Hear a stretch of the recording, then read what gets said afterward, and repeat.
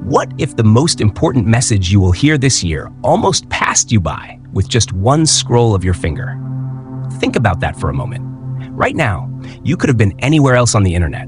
Another video, another song, another story.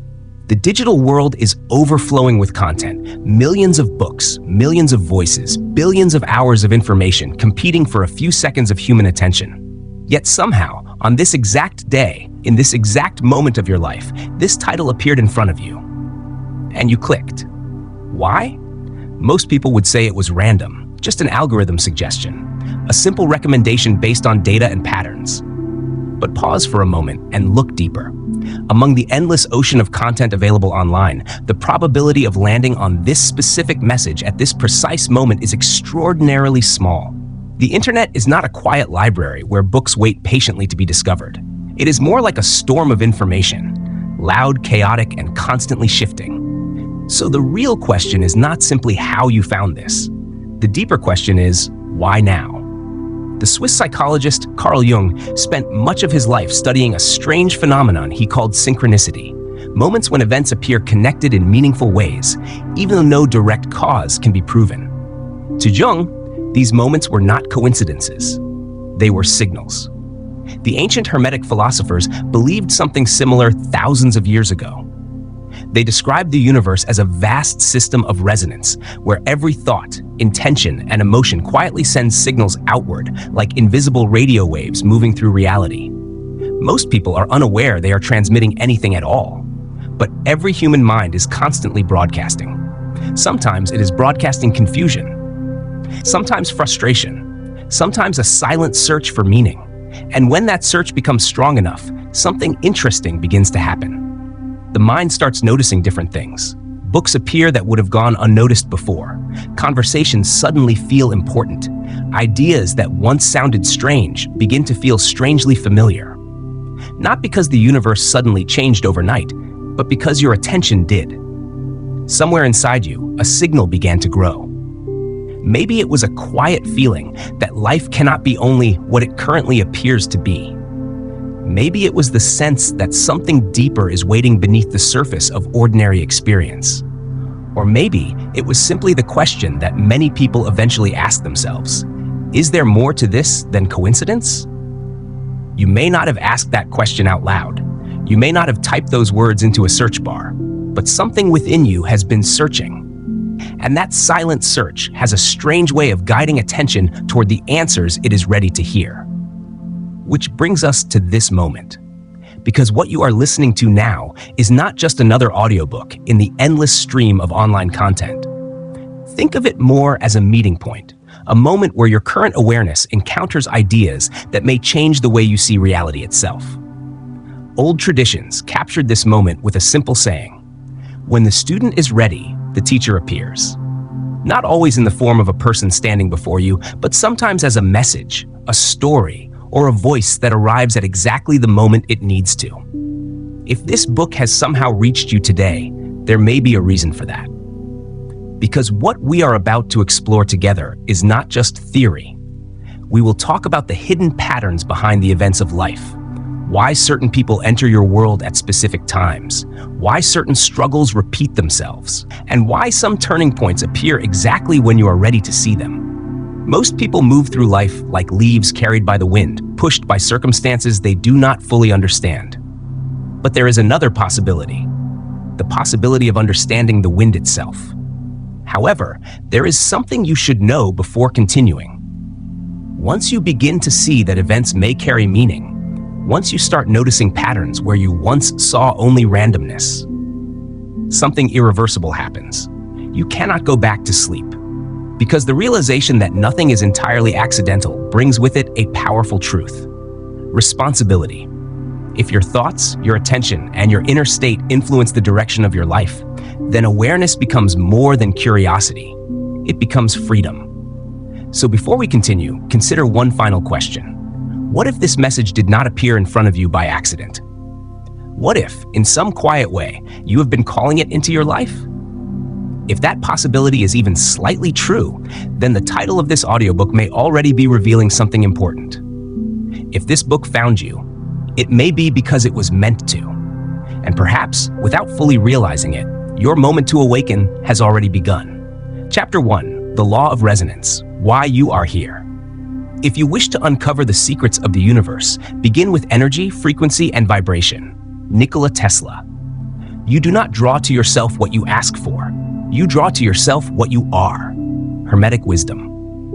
Let us start with the first explanation your rational mind is eager to offer because it always rushes to protect the old world before a new one can enter. It is already whispering that this was accidental, that this chapter reached you the same way everything reaches everyone now. A recommendation, a shared link, a random click made in passing, one more piece of content floating through an endless stream of digital noise. That explanation sounds reasonable, almost elegant in its simplicity, and inside the old mechanical universe of Newton, it would even sound true, because in that universe, reality behaves like a game of billiards, with objects striking other objects and events unfolding through blind impact. In such a world, coincidence has a home. But you are not living only in that world. You are living in a universe far stranger than that. A universe that at its deepest level is not made of hard little things colliding in empty space, but of fields, movement, waves, probability, vibration. And inside such a universe, coincidence becomes a much weaker explanation than we have been taught to believe. Because what enters your awareness does not merely pass before your eyes. It crosses a threshold. It matches a state. It resonates with something already alive in you. This audiobook is not a foreign object that happened to crash into your day. It is an answer. It is the return of something you set in motion before you knew how to name it. It is the outer echo of an inner signal, the visible form taken by a frequency you have been sending for months, perhaps years. And if you truly want to understand why you are listening now and why your life stands where it stands today, with its debts and loves, its exhaustion and promise, its sorrow and small triumphs, then you must begin with the first mother principle of metaphysics, the law of resonance. Forget spirituality for a moment. Set aside incense, affirmations, and mystical language. Let us begin with physics, because even the invisible has a structure. Your body appears solid. Your hand feels solid. You can lift it, touch it, place it against your chest, and feel the certainty of flesh. But if we were to magnify that hand enough, the certainty would begin to dissolve. First, you would see cells. Inside the cells, molecules. Inside the molecules, atoms. And inside the atom, where most people expect to find a tiny block of matter, there is almost nothing. More than 99.9% of it is open space.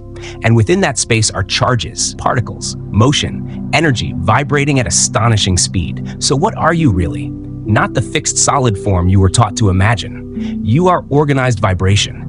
You are energy holding a pattern long enough to call itself a person. You are a wave that has learned how to wear skin. You are condensed sound, slowed light, intelligence moving through form.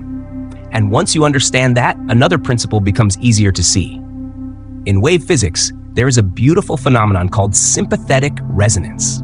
Put two pianos in the same room and strike the note C on one of them. If the room is quiet enough and the instruments are properly tuned, the C string on the second piano will begin to vibrate on its own. Nobody touched it. No visible hand reached across the room. Yet it responds.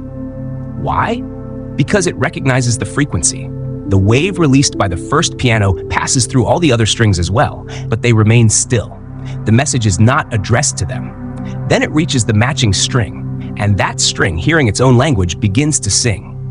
That is resonance, and that is also how life works. You live inside an ocean of signals. People are signals, books are signals, illness is a signal, money is a signal. Opportunity is a signal. Even accidents, losses, encounters, and strange timings are signals moving through the atmosphere of your existence. Most of them pass through you without effect because they are not tuned to your current state. But some of them stir you immediately. Some of them cling. Some of them enter your reality and refuse to remain distant. Those are the ones speaking your frequency. That is why this book found you.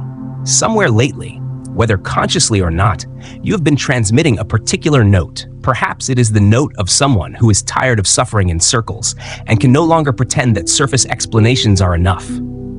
Perhaps it is the note of a deeper hunger, a desire for truth, for pattern, for meaning. Perhaps it is the note of spiritual ambition, not in the egoic sense of appearing enlightened, but in the private sense of wanting to understand what is really happening beneath your life. Whatever the note is, you played it. And the universe, like the second piano, responded by vibrating in return. This is not merely promotion, luck, or random digital placement. It is resonance. Another image may make it even clearer. Imagine that you are a radio receiver. All around you, even now, countless frequencies are moving through the air. Music stations, voices, signals, transmissions, all of them present at the same time. If you tune the dial to one station, you hear that station. You cannot hear the symphony playing on another channel while your receiver remains fixed elsewhere. The other station has not disappeared. It has not failed to exist. It is still there, passing through the same room. But your experience depends entirely on where the dial is set. This is also true of consciousness. If your inner dial is fixed to fear, complaint, scarcity, resentment, helplessness, then those are the signals you decode most easily. You turn on the news and see evidence that the world is collapsing. You step outside and meet rudeness, delay, disrespect. Bills arrive, small setbacks gather around you. And then, because the mind loves to crown its own frequency as objective truth, you say, "See, life is cruel. The world is horrible. Nothing works for me." But the world is not one thing. The world is infinite. It contains ugliness and wonder at once, cruelty and tenderness at once, poverty and outrageous abundance at once. Everything is happening at the same time. Yet your experience of it depends on what you are able to receive. If your dial is set to the station of victimhood, you become exquisitely sensitive to disaster and almost blind to possibility. The opportunity that could have altered your future may have passed close enough to brush your shoulder, yet you did not notice it because you and it were tuned to different frequencies. It was invisible to you, and you were invisible to it. Now imagine the dial moving, not the world changing, the dial changing. Suddenly, the same life begins to look different. Strange opportunities start appearing. People seem warmer. Doors open that once seemed hidden. The right conversation arrives. The right idea appears. The right book crosses your path. A skeptic will say this is just optimism, that you are merely interpreting the same reality in a more positive mood. But the metaphysical view is sharper than that. It says your resonance has shifted. You have become compatible with a version of reality that previously could not reach you. So, if this title stopped your scrolling, if this material held your attention long enough to enter your inner world, then something beautiful is already true. Your dial has moved. Because if you were still fully tuned to numb distraction, to spiritual sleep, to the low and noisy frequency that chases gossip, trivial stimulation, and constant escape, this title would have seemed dull or absurd. You would have drifted past it in search of something easier. But you did not. Something in it struck a string inside you. Something in it sounded familiar before it was understood. That recognition is the sign. You are ready enough to hear this. We live now in the age of algorithms, and that gives us a perfect metaphor.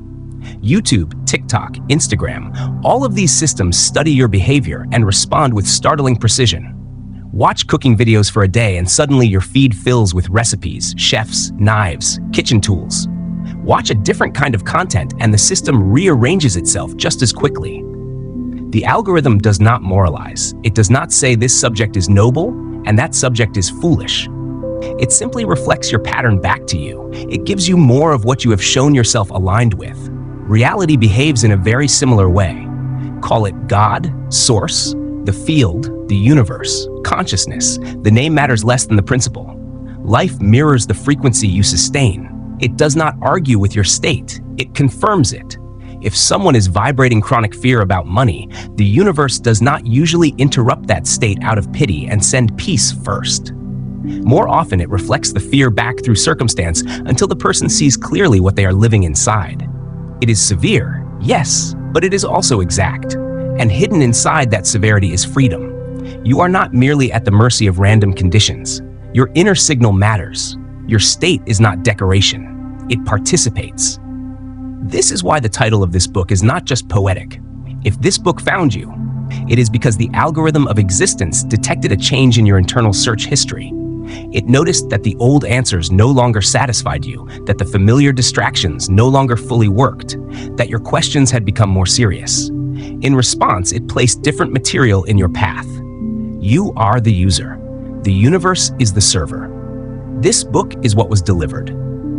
Now, this is the point where many people begin to resist.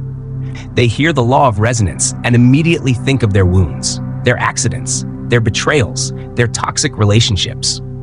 Are you saying, they ask, that I attracted what hurt me, that I called in what I never wanted? This is where subtlety matters. The law is not blaming you. It is attempting to return power to you, but it can only do that if you are willing to look beneath the 5% of yourself that thinks in deliberate words and conscious wishes.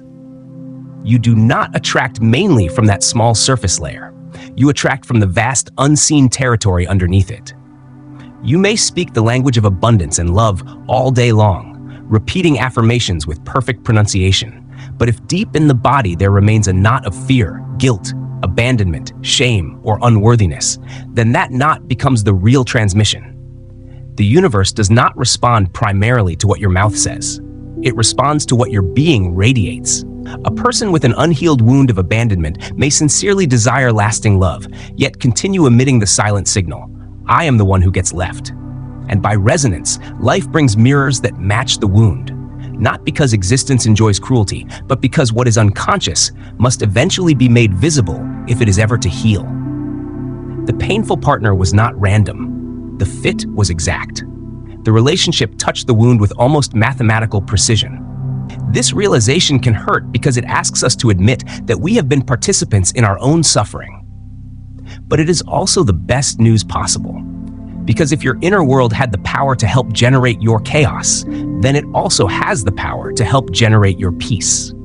If the mechanism that kept recreating pain lived within you, then the mechanism that can transform your future also lives within you. That is not blame. That is leverage. And fascinatingly, even biology offers a version of the same truth. At the base of the brain, there is a filtering system often called the reticular activating system. Its job is to protect the mind from overload. Every second, your senses gather far more data than consciousness could ever hold. If nothing were filtered, you would drown in detail. So the brain lets through only a tiny fraction of what is available, and it uses one main criterion to decide what matters: focus. Think of a person who decides to buy a certain red car. Before that decision, the car barely existed in their awareness. Afterward, it seems to appear everywhere. It was not manufactured overnight. The streets did not suddenly fill with it. The car was always there. What changed was the filter.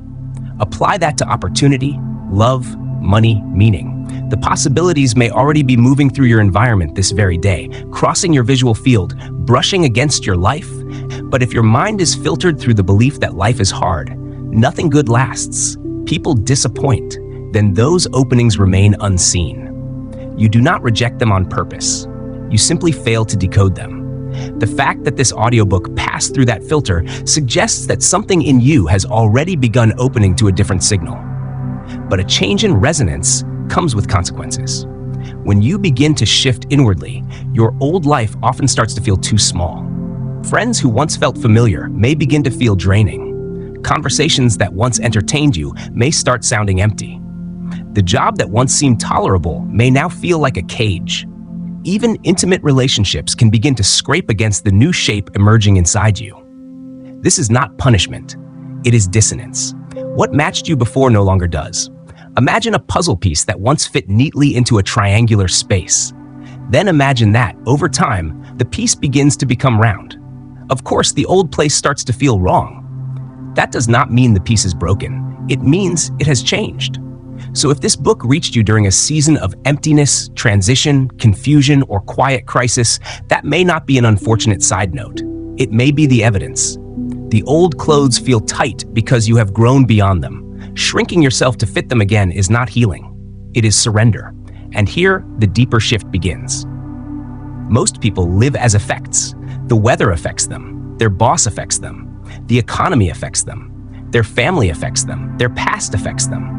They move through life like leaves blown by forces they never question. This book is trying to introduce you to another position entirely, the position of cause. Not the naive fantasy of controlling everything, but the profound recognition that your vibration participates in how reality arranges itself around you. You are not only being shaped, you are also sending shape outward. This transformation does not happen in one afternoon, but it begins with one radical admission. You are here, and your being is involved in that fact. You pressed play. You stayed. No external tyrant placed this destiny upon you. Something within you used technology, timing, desire, and readiness to bring you to this threshold. And if you want to test whether that is true, there is a simple way. Do not listen with the mind for a moment. Listen with the body. When you hear the thought that life may be more than working, paying, consuming, and dying, do you feel a slight opening in yourself? When you hear that some coincidences may be too precise to be random, does something in you lean closer? When you hear that your potential may still be sleeping beneath your ordinary identity, do you feel recognition? When you hear that you may be more of a creator than a victim, does a quiet spark rise in your chest? If even one of those statements awakened a small inner yes, then the resonance is already present. The agreement between you and this book has already been made. That is why this is not a book to approach only as an intellectual exercise. It is a book to tune yourself with. Each chapter is another station. One will speak of mirrors, another of time, another of fear, another of release. Some ideas will make sense immediately. Others will not. But even when the mind cannot organize them, you may still feel a subtle internal click, as though some hidden structure inside you has shifted position. That click matters. It is often the first sign that your deeper pattern is reorganizing itself around a higher truth. So let this audiobook work on you the way an oracle works. Not always by handing you explanation in plain daylight, but sometimes by placing the right answer near the right question until the two recognize each other. Because questions and answers, like two strings tuned to the same note, do not remain strangers forever. Through the quiet law of resonance, they are drawn toward one another, again and again, until the meeting finally occurs. Chapter 2, The Quantum Reflection. Reality as mirror life has a strange way of handing us back our own face while making it look as though it belongs to the world. A person wakes in the morning, steps into the bathroom, glances at the mirror, and suddenly feels alarmed because there is a dark stain across the skin. Imagine for a moment that instead of washing the face, they attack the mirror. They rub the glass with panic. They curse it. They strike it in frustration, convinced that if they scrub hard enough, the image will change. Minutes pass, then longer. The mirror grows streaked. The hands grow tired. Nothing improves. Of course it does not improve. The mirror was never the problem. The mark was never on the glass. This sounds ridiculous when placed inside a bathroom, and yet this is almost exactly how most human beings live. They try to repair the reflection while leaving the source untouched. They fight with money without ever examining the inner atmosphere of lack through which money is being interpreted. They argue with lovers without looking at the fear, suspicion, or insecurity that keeps getting projected into the bond. They declare war on circumstances while continuing to carry within themselves the pattern that gave those circumstances their shape. So the outer image repeats and repeats and repeats again. This is the law of quantum reflection. And to understand it is to challenge one of the deepest assumptions modern life has sold us: that there is a world out there standing apart from you, independent, objective, neutral in one sense, but disconnected in another, as though you were simply a spectator trapped inside it. Metaphysically, that is not what reality is. Reality behaves more like a feedback system, a living mirror surrounding you on all sides, returning to you with astonishing faithfulness the tone of your beliefs, the weight of your fears, the texture of your self-concept, and the vibration you maintain most often beneath words. Once this begins to make sense, the position of victim starts to collapse. Because what you have called circumstance begins to reveal itself as reflection. A useful image here is the movie theater. When you sit in a dark cinema, all attention goes to the screen. If a monster appears, the body tightens. If a beloved character dies, tears rise. The screen seems to carry the terror, the sadness, the drama. But if you remain lucid, you know the truth. The screen itself is innocent. It holds no monster. It contains no grief. It has no story of its own. It is only surface. The actual source of the movie is behind you in the projector. Light passes through film and the images are cast outward. Your life works in much the same way. The screen is the material world, your bank account, your relationships, your home, your body, your circumstances. The screen is not evil. The screen is not broken. It is responsive. The projector is consciousness, your inner world, your assumptions, your emotional memory, your focus, the patterns sitting quietly in the subconscious. And the film rolling through that projector is made of what you take to be true about yourself and about life. If scarcity is in the film, then scarcity appears on the screen. If abandonment is in the film, then even love begins to organize itself around the expectation of being left. If struggle is in the film, then you may change jobs, move cities, switch partners, and still feel as though the same movie keeps finding you. The actors differ. The script remains. That is why some people change relationships again and again, but somehow continue meeting the same pain, wearing different faces. They say all men are the same, all women are the same. Love is always betrayal. Life is always a fight.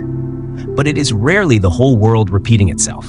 More often, it is the same projector sending the same film onto a new screen, and then mistaking the repeated image for proof that reality itself is flawed. The ordinary mind keeps trying to fix the screen. It shouts at the screen. It blames the screen. It punches the screen. The metaphysical mind eventually turns around. It goes back to the projector room. It changes the film. Then, with no need to wrestle the image directly, the outer scene begins to shift on its own. Modern physics, in its own language, touched something disturbingly close to this through what is often called the observer effect. In certain subatomic experiments, light behaved differently depending on the mode of observation. Under one condition, it appeared as particle, under another as wave. Potential altered according to the relationship with the observer. Now, whether one uses that finding in a strict scientific sense or a metaphysical one, the philosophical shock remains the same. What is seen cannot always be separated cleanly from the one who sees.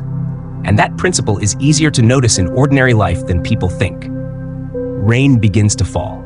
To one person, a farmer whose land has been dry for weeks, it is relief, blessing, maybe even survival. To another, a bride whose wedding is taking place outdoors, the same rain feels like disaster. The water is the same, the event is the same. Yet what returns through experience is different because each person meets the neutral event with a different inner definition. This is happening all day long. A job ends. One person tells the story, "I failed. My life is collapsing." Another tells the story, "A door just opened. Now I must become something else." The fact is the same. The reflection is not. Reality does not argue much with the label you place on the event. In a sense, the mirror keeps saying yes. Say the world is dangerous, and the mirror says yes. Let me show you what confirms that. Say the world is generous, and the mirror says yes. Watch what begins to appear. Say people always betray me, and the mirror starts recruiting actors for that role. Say life supports me, and another kind of evidence gradually steps forward. The mirror is astonishingly loyal. It rarely contradicts your dominant interpretation.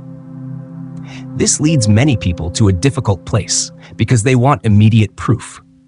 They hear this principle and say, "All right, I understand. I will think differently. I will imagine abundance." And then they look at the bank account 2 days later and see the same number staring back. At that moment, they decide the teaching failed. But this is where density enters the picture. Matter has lag. A giant ship does not turn the instant the wheel is moved. The command is real, but the mass takes time to respond. Light from a star may continue reaching your eyes long after the star itself has changed. What you are seeing now may be old light. So it is with ordinary reality. Your life today is often the visible echo of yesterday's consciousness. The body you wear, the patterns surrounding you, the emotional climate you keep encountering, much of it is old projection still arriving. If today you begin changing the projector, the screen does not always transform in that same hour. The old image may continue a while longer, not because the new state is false, but because the previous momentum has not yet completed itself. This interval is where many people fail. They begin holding a new image, but when the old reflection remains for a time, they panic and return to their former state. They dig up the seed to check whether it has grown. They keep turning the ship back toward the old direction. They interrupt the process.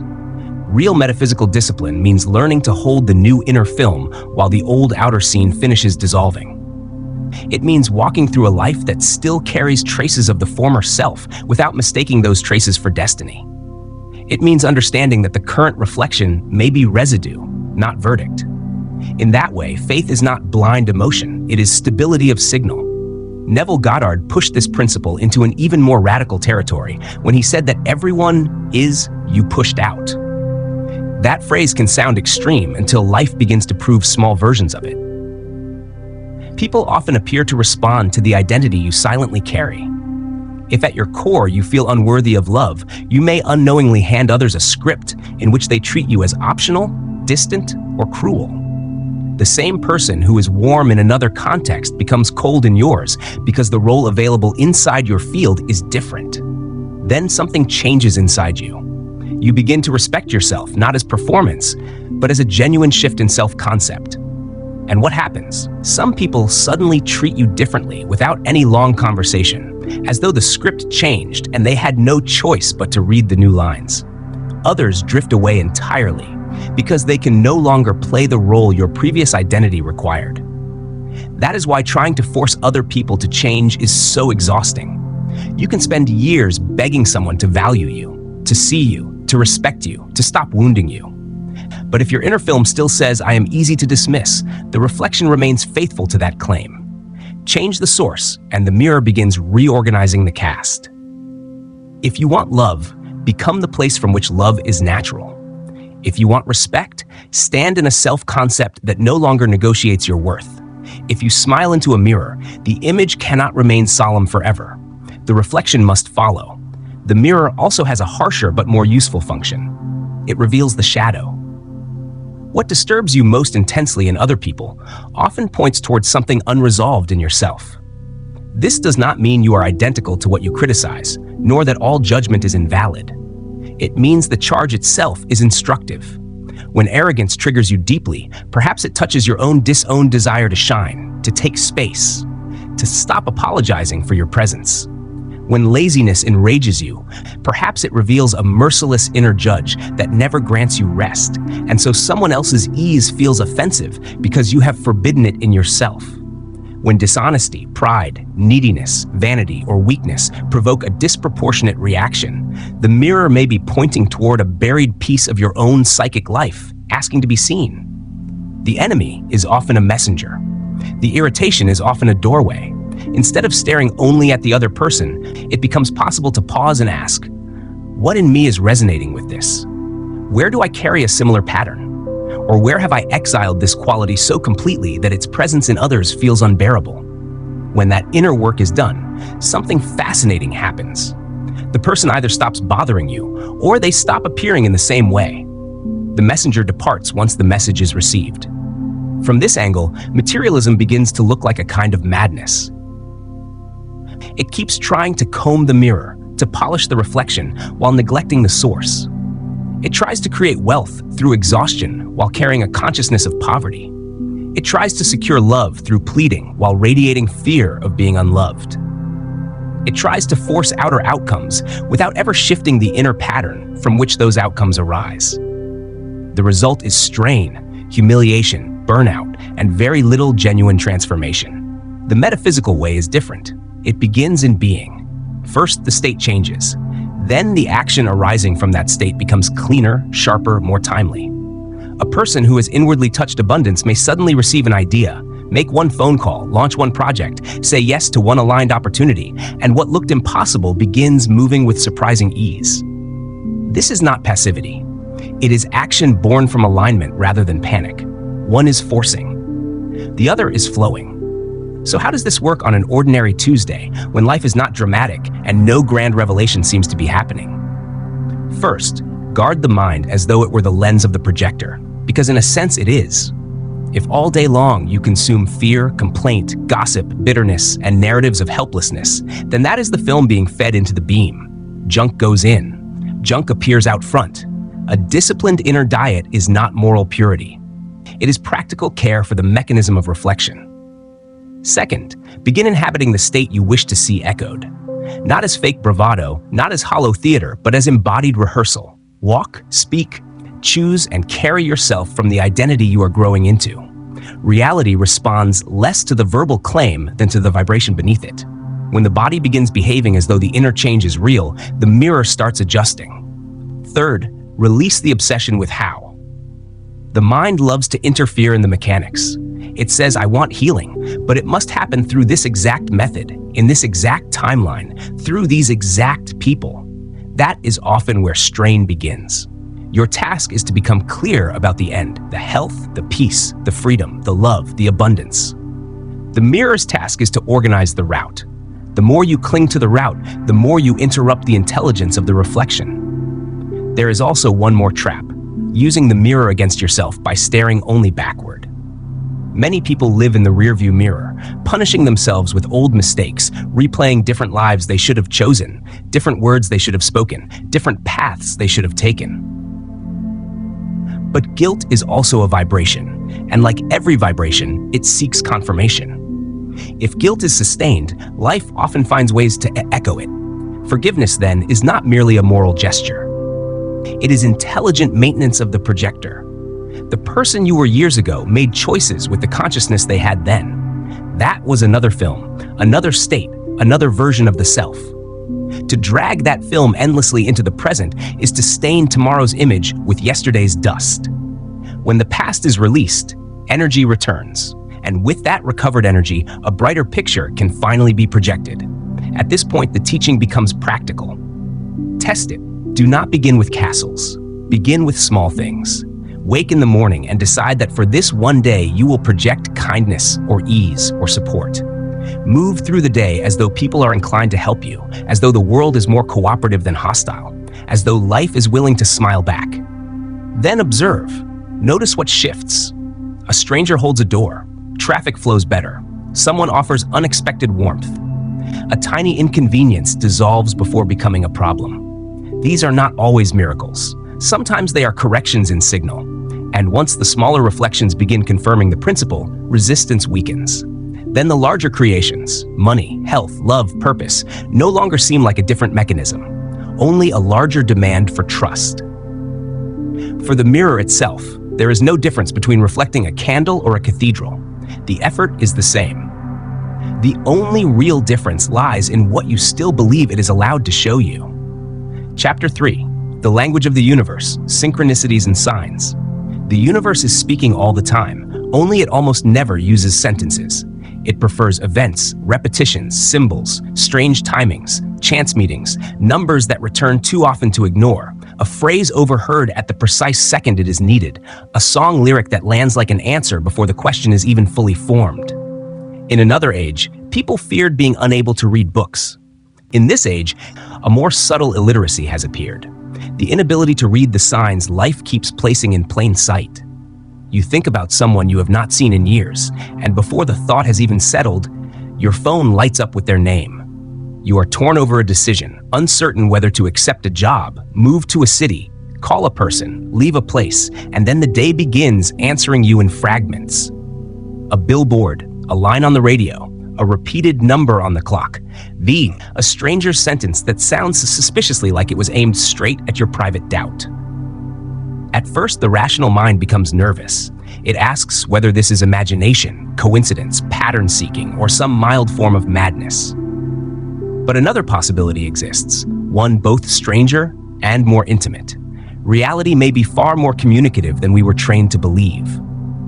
Most people walk through life as though they were inside a dim room, bumping into furniture and calling that blindness normal. But the metaphysical mind eventually realizes that the room is not dark at all. It is full of signals. The universe is not mute, distant, and indifferent. It behaves more like a living field of intelligence in constant conversation with whoever has learned how to listen. The difficulty is not that the guidance is absent. The difficulty is that we keep expecting it to arrive in the language of direct command, as though the sky should split open and a giant voice should announce, "Take the job, leave the relationship, go east, call her tomorrow." That almost never happens. The universe prefers suggestion to command, symbol to lecture, rhythm to explanation. It whispers through the pattern of things. To understand this, we need to begin with the idea that Carl Jung gave a name to: synchronicity.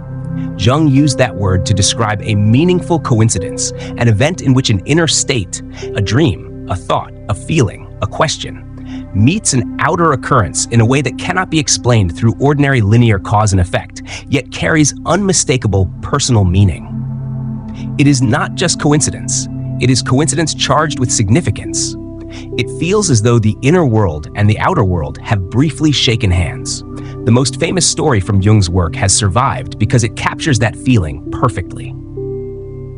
He was treating a patient who was highly rational, rigid, difficult to reach, someone whose mind resisted anything that could not be pinned down and dissected.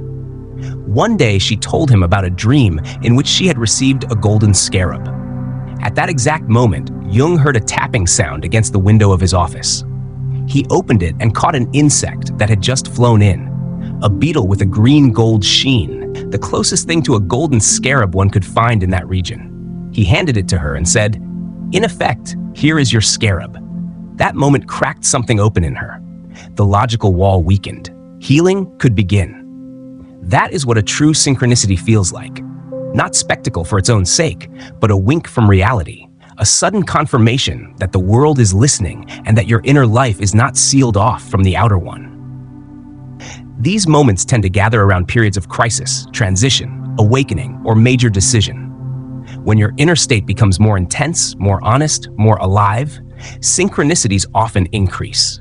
When you are numb, distracted, and cut off from yourself, they seem to disappear, though in truth, it may be your sensitivity that has dimmed, not the conversation itself.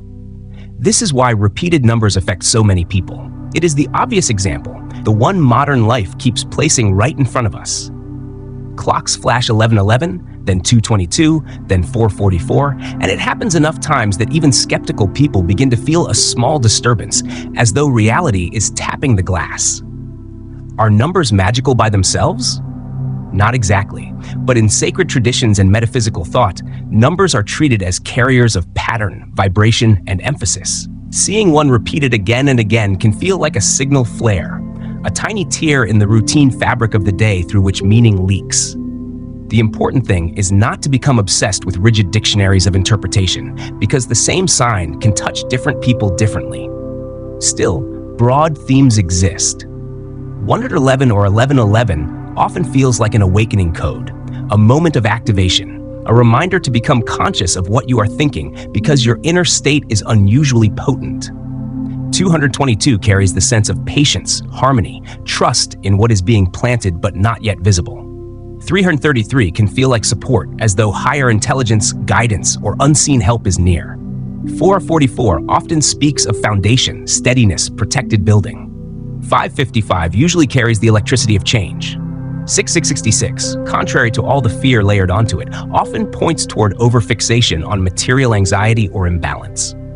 777 tends to evoke alignment, luck, spiritual flow, a season in which the signal is clean. But the real message is not in memorization. It is in the feeling. When a number appears and something inside you stirs, a pause, a chill, a sudden brightness, a sense that the moment has thickened, that feeling is often the true sign. The number is only the trigger. The body recognizes before the mind understands. Technology, interestingly enough, has become one of the universe's favorite instruments. The ancients had bones, birds, stars, smoke, cards. We have shuffle mode, recommendation feeds, random playlists, text notifications, digital clocks, and the strange intimacy of algorithmic timing. People sometimes ask a question in silence, then turn on the radio or hit play on a playlist, and the first lyric that arrives sounds so exact it feels almost impossible.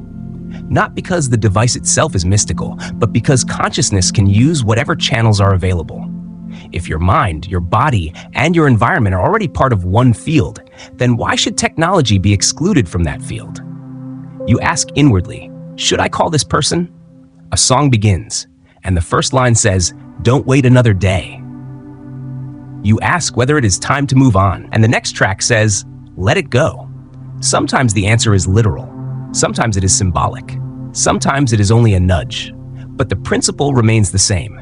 Chance may be far less chaotic than it appears. The medium changed. The oracle did not. Nature, too, remains one of the clearest channels. Animals often arrive as messengers precisely because they are not split the way human beings are split. They are not trapped in endless self-narration. They remain closer to instinct, closer to source, closer to the unedited current of life. So when a certain animal appears in an unusual way, the moment deserves attention. A hawk perched where a hawk would not normally be, a butterfly circling during a time of inner transformation, a snake appearing during healing work, a spider crossing your path while you are trying to build something delicate and long-term. These moments have a language. Butterfly often carries transformation, the movement from one identity to another. Snake can point toward healing, rebirth, life force, the shedding of skin. Spider suggests creation, weaving, patience, destiny built thread by thread. Birds of prey, ravens, hawks, eagles, often arrive with the medicine of vision, perspective, and messages from above the ordinary level of sight. Even a stray dog or cat behaving with unusual insistence can bring the energy of protection, companionship, warning, or tenderness. The important thing is not superstition. It is context. What were you thinking when the animal appeared? What question was alive in you? What quality does that creature carry? If you are lost in pettiness and an eagle appears, perhaps the message is elevation. Look from higher ground. If you are in the middle of a personal molting and a snake crosses your path, perhaps the sign is not danger but transformation. The universe also speaks through people, yet sometimes in the most ordinary and almost comic ways. You are sitting on a bus, worried about money, and two strangers behind you are speaking to each other. One says casually, "It always works out at the last minute." The sentence strikes you as if it had been delivered directly into your chest. They were not talking to you, and yet they were. In a grocery line, a woman says something to the cashier that answers a private question you asked an hour earlier. On the street, a drunk mutters a phrase that sounds like prophecy. A passing conversation on a bench delivers exactly the sentence you needed. Life is efficient. It will not always send a glowing angel if it can use a stranger in a supermarket. The guidance may come through fragments, words on a billboard, a line of graffiti, a sentence in a film, a phrase caught in passing from someone on the phone. When a phrase leaps out of the background and lands with emotional force, do not dismiss it too quickly.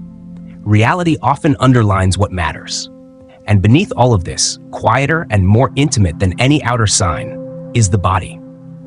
The body is perhaps the most sensitive instrument you own. It often registers truth before the mind has arranged language around it. We call this somatic intuition, but many people feel it every day without trusting it. A decision appears attractive on paper, yet the stomach knots, the shoulders tighten, the chest contracts.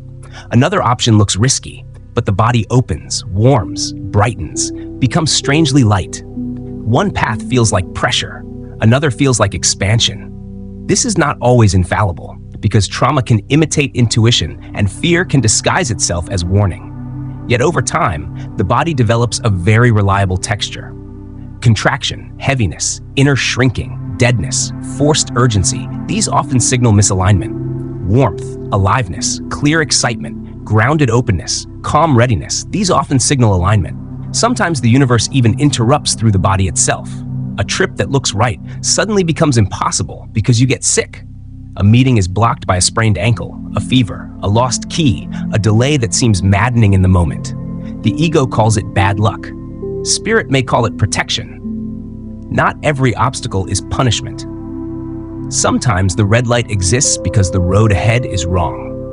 One question naturally arises here. How do you tell the difference between an authentic sign and your own obsession? Because the ego is perfectly capable of hunting evidence for whatever it already wants.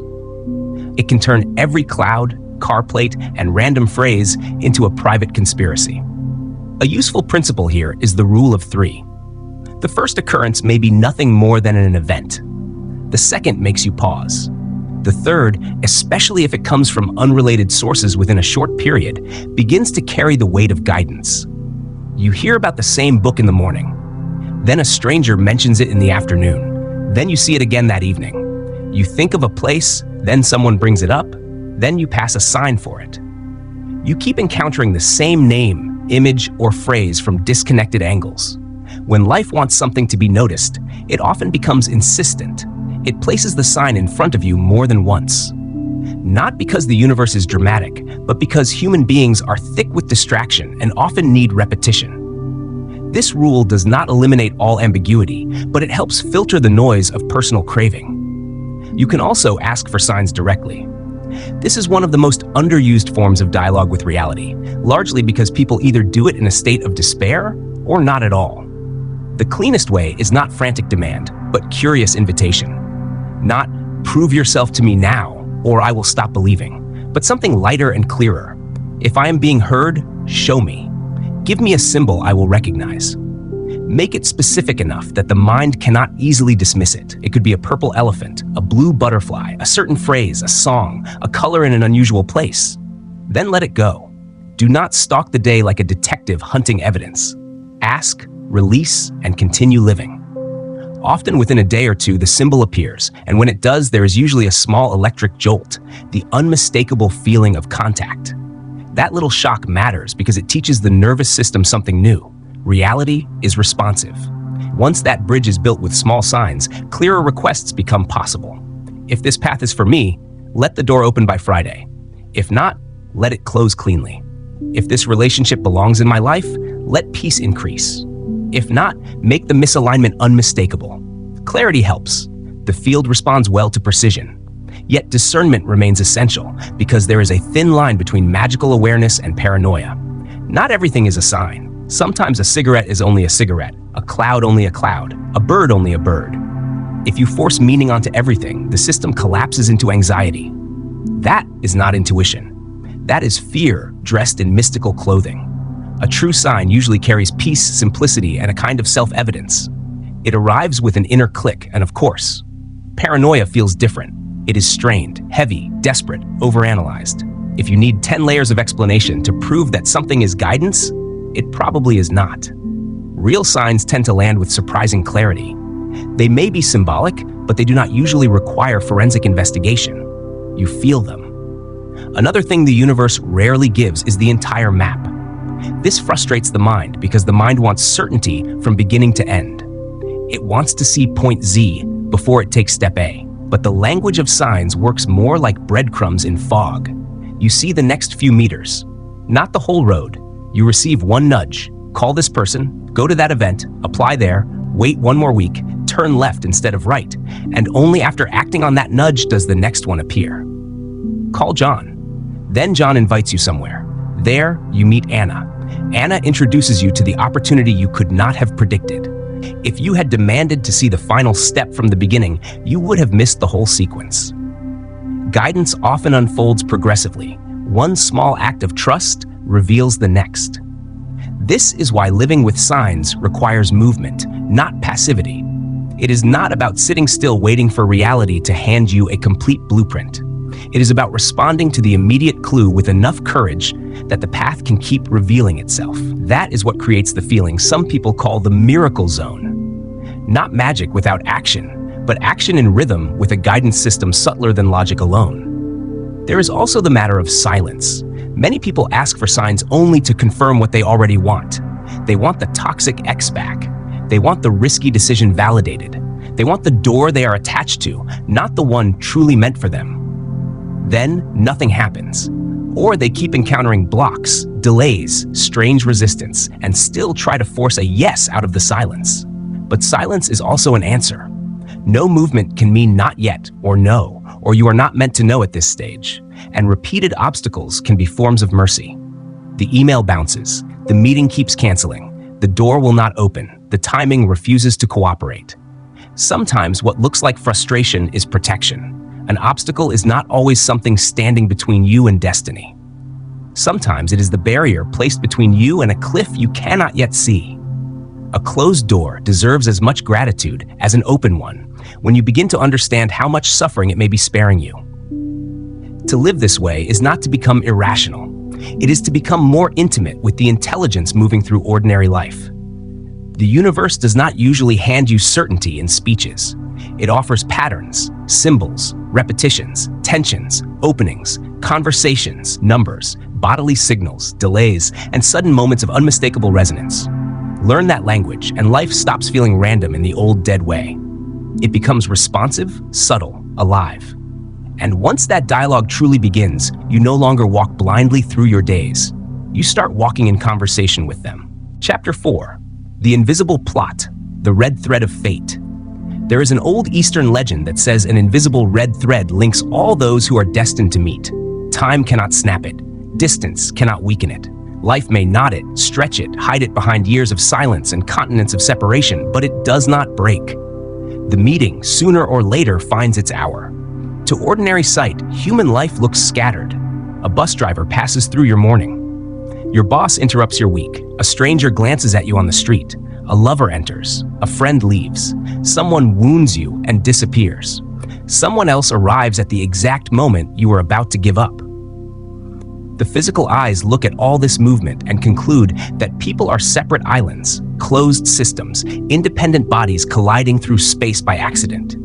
But physical sight is a poor interpreter of destiny. If there were another kind of vision available to you, something like spiritual X-ray or energetic sight, the scene would look entirely different. The spaces between people would no longer appear empty. You would see lines of force, luminous threads, filaments of meaning running from heart to heart, wound to wound, gift to gift. You would see that the stranger who smiled at you today did not do so by chance. Some small thread vibrated, some subtle coordinate aligned. Their glance carried a fragment of encouragement your life needed at that exact hour. You would see that the person who broke your heart 5 years ago was not simply a random villain wandering into your story. They were part of a deeper design, a hard teacher assigned to awaken a strength or self-love that gentler lessons had failed to reach. This is the invisible plot. And once you begin to see life this way, your relationships stop feeling like random social clutter and begin to resemble sacred coordinates. Every encounter, however brief, carries a function. No one enters without meaning. No one leaves before delivering something. Some bring comfort, some bring friction. Some arrive with tenderness, others arrive like fire. But each one touches the script of your becoming. One of the oldest metaphors for this comes from Vedic philosophy, Indra's net. Imagine an infinite web made of silk, stretching in all directions beyond anything the mind can measure. At every intersection of the threads there is a pearl, and every pearl reflects all the others. Touch one point of the net and the vibration travels everywhere. Nothing stands alone, nothing is disconnected, nothing is merely local. You are one of those pearls. That means you are not an isolated self fighting against a crowd of unrelated others. You are a node in a living network of consciousness. This explains why certain things happen that the rational mind keeps calling strange. You think intensely of someone, and they call. You dream of a person, and the next day they appear. A shift happens inside you, and without your saying a word, your social world starts reorganizing around it. This is not sentimental fantasy. It is the logic of connection. When one point in the web moves, the signal travels. To understand that is to weaken the illusion of existential loneliness. You may feel alone. You may be physically by yourself. You may go through periods where no one seems to understand you. But alone in an ultimate sense? No, it is not possible. Even on an empty island, your thought and feeling would still move across the larger field. You affect the collective, and the collective affects you. The web is alive. It keeps rearranging itself, not randomly, but according to need, readiness, karma, resonance, timing. Sometimes it sends a teacher. Sometimes it sends a lover. Sometimes it sends an executioner. The form changes. The purpose remains. This is where metaphysics enters deeper waters with the idea of soul contracts. According to this view, the soul does not enter earthly life without preparation. Before incarnation, before the body, before memory is narrowed by the veil of forgetting, there is a kind of planning. Not a rigid script where every detail is locked, but a field of agreements, possibilities, and shared intentions. Imagine a meeting before a play. You say, "In this lifetime, I want to learn forgiveness."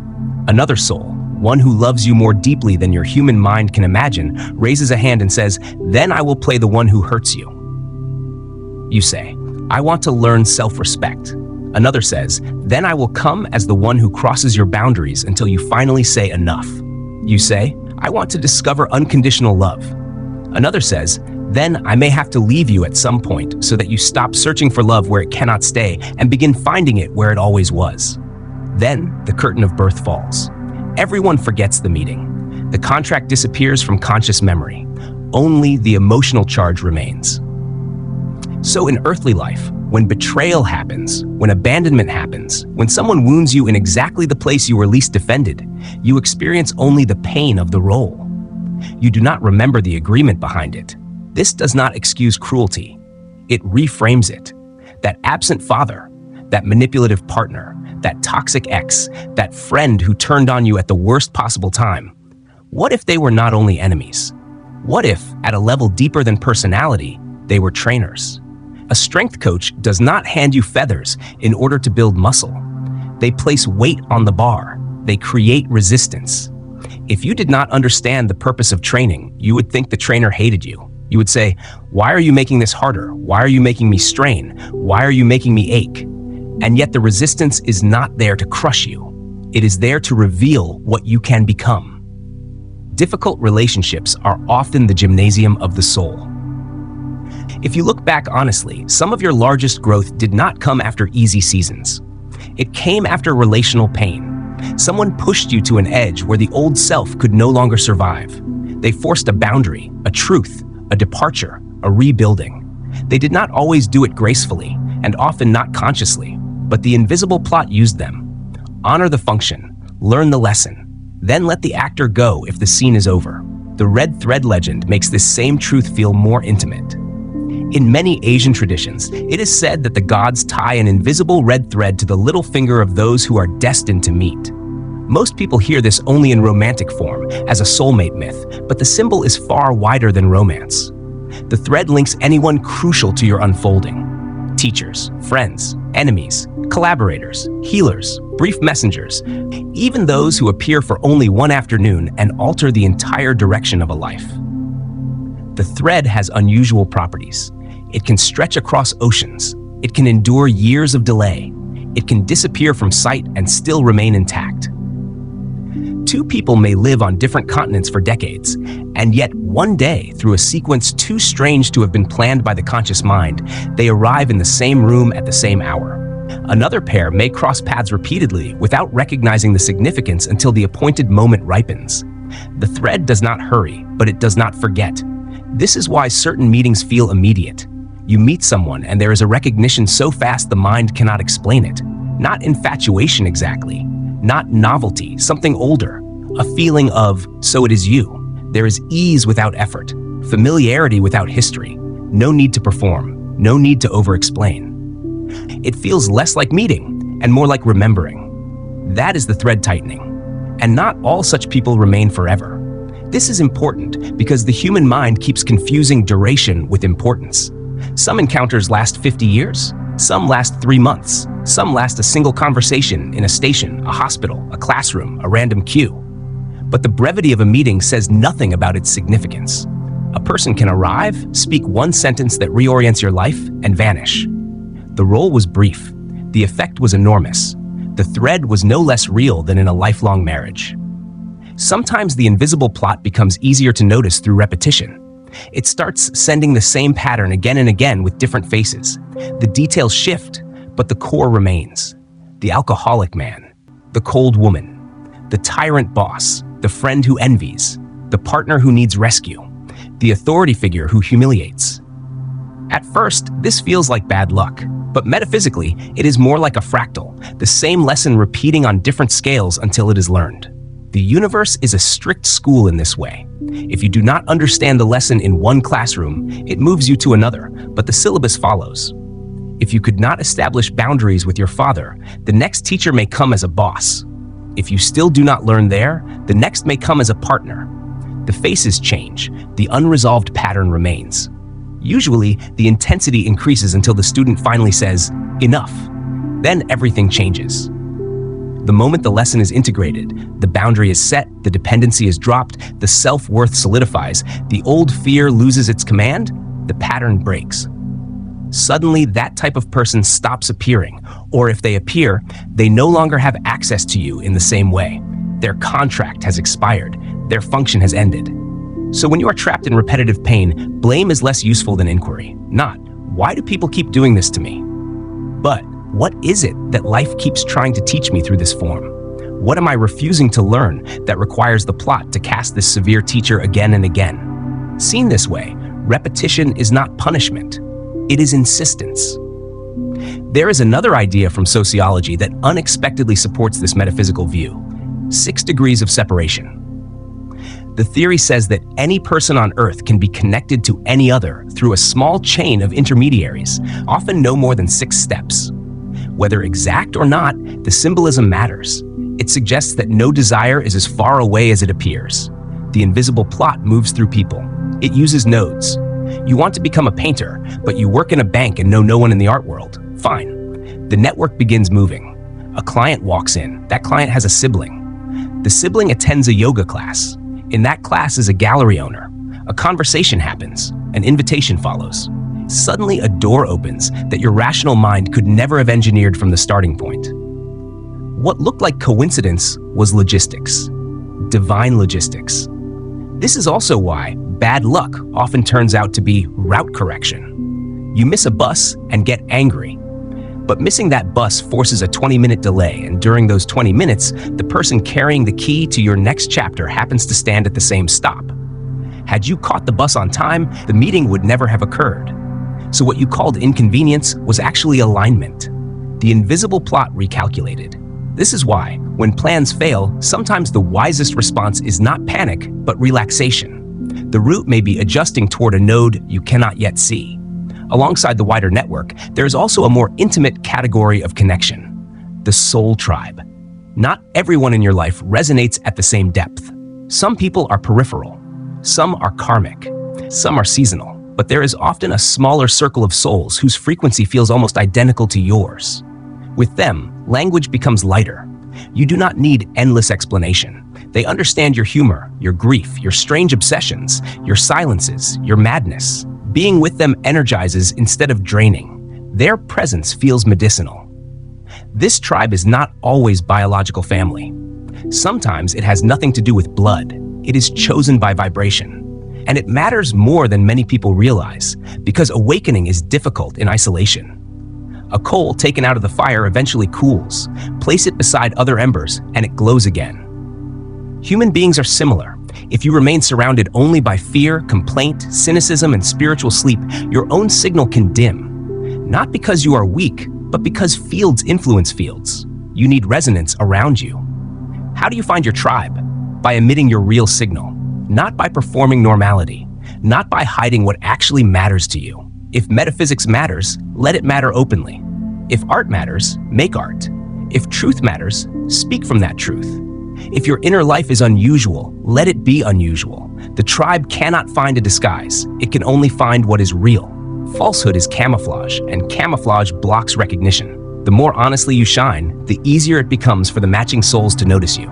This brings us to a subtle but important point about endings. Modern spirituality often talks about cutting cords with toxic people, imagining scissors slicing energetic ties. Sometimes that image helps, but it can also be misleading. If a cord is cut with rage, obsession, or hatred, it is not truly gone. Strong hate is often just love turned inside out. It still binds.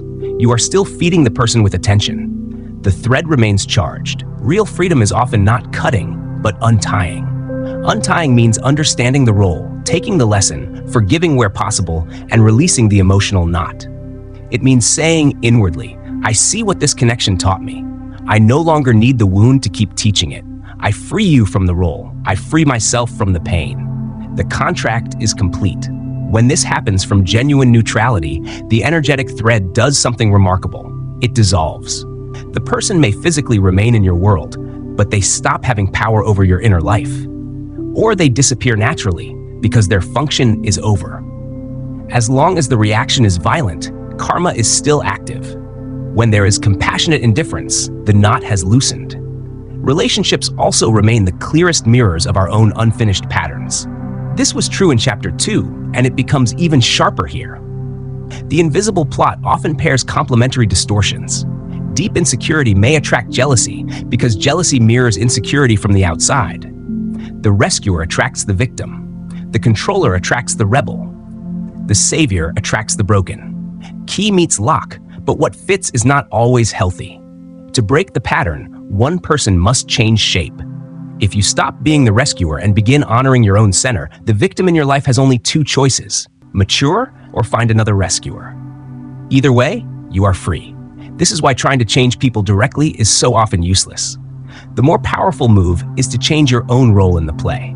Once your frequency changes, the plot must respond. Relationships either upgrade or dissolve. And finally, there is the question people ask most often. If the red thread exists, why am I still alone? Because a thread can exist and still be tangled. Because longing can become interference. Because loneliness can be intensified by the vibration of lack. When you cry out inwardly, "I need someone," you often emit not magnetism but absence. The signal becomes, "I do not have," and the plot, ever faithful, may keep mirroring that emptiness. It is not cruelty, it is resonance. There is also the practical problem of space. If your emotional life is filled with lukewarm attachments, almost relationships, unfinished ties, stale entanglements, there may be no clean room for something real to enter. A glass already full of dirty water cannot receive wine. First, it must be emptied. And then there is the simplest law of all, like calls to like. You want a stable partner, but are you becoming a stable presence? You want depth, but are you living shallowly? You want truth, but are you still performing? You want a queen or a king, but are you standing in self-respect, emotional steadiness, and clarity of signal? The deepest instruction is not to hunt frantically for the right person, but to become internally compatible with the quality of love you say you seek. Be the field in which that person can recognize themselves. Then the thread tightens on its own. The invisible plot does not need your panic, it needs your alignment. And when that alignment becomes real, life begins moving people, timings, delays, missed buses, chance meetings, old friends, new cities, open doors, closed doors, and silent inner nudges with a precision the surface mind would call impossible. But destiny has always worked that way. Not loudly, not crudely, through threads. Chapter 5. The Self-Fulfilling Prophecy, the Power of the Decree. There is something almost unsettling about how lightly human beings use words, as if speech were only breath with shape, harmless sound, a tool for passing information, ordering coffee, filling silence, or describing whatever has already happened. Yet the old traditions never treated language so casually. The Gospel opens with a staggering claim. In the beginning was the Word. Ancient Aramaic preserved another key in a single formula, abracadabra, often understood as "I create as I speak." Beneath the folklore and the ritual, the message is the same. Speech is not only descriptive, speech is generative. Every time you open your mouth, you are not merely commenting on life, you are directing it. That sounds exaggerated only because most people have spent years speaking unconsciously, casting one decree after another, and then calling the results reality, as though they had nothing to do with the script. Listen closely to ordinary language and the spell work becomes obvious. I'm a disaster. I always get sick when the weather changes. Nothing ever works out for me. I'm terrible with money. Nobody stays. I can't trust anyone.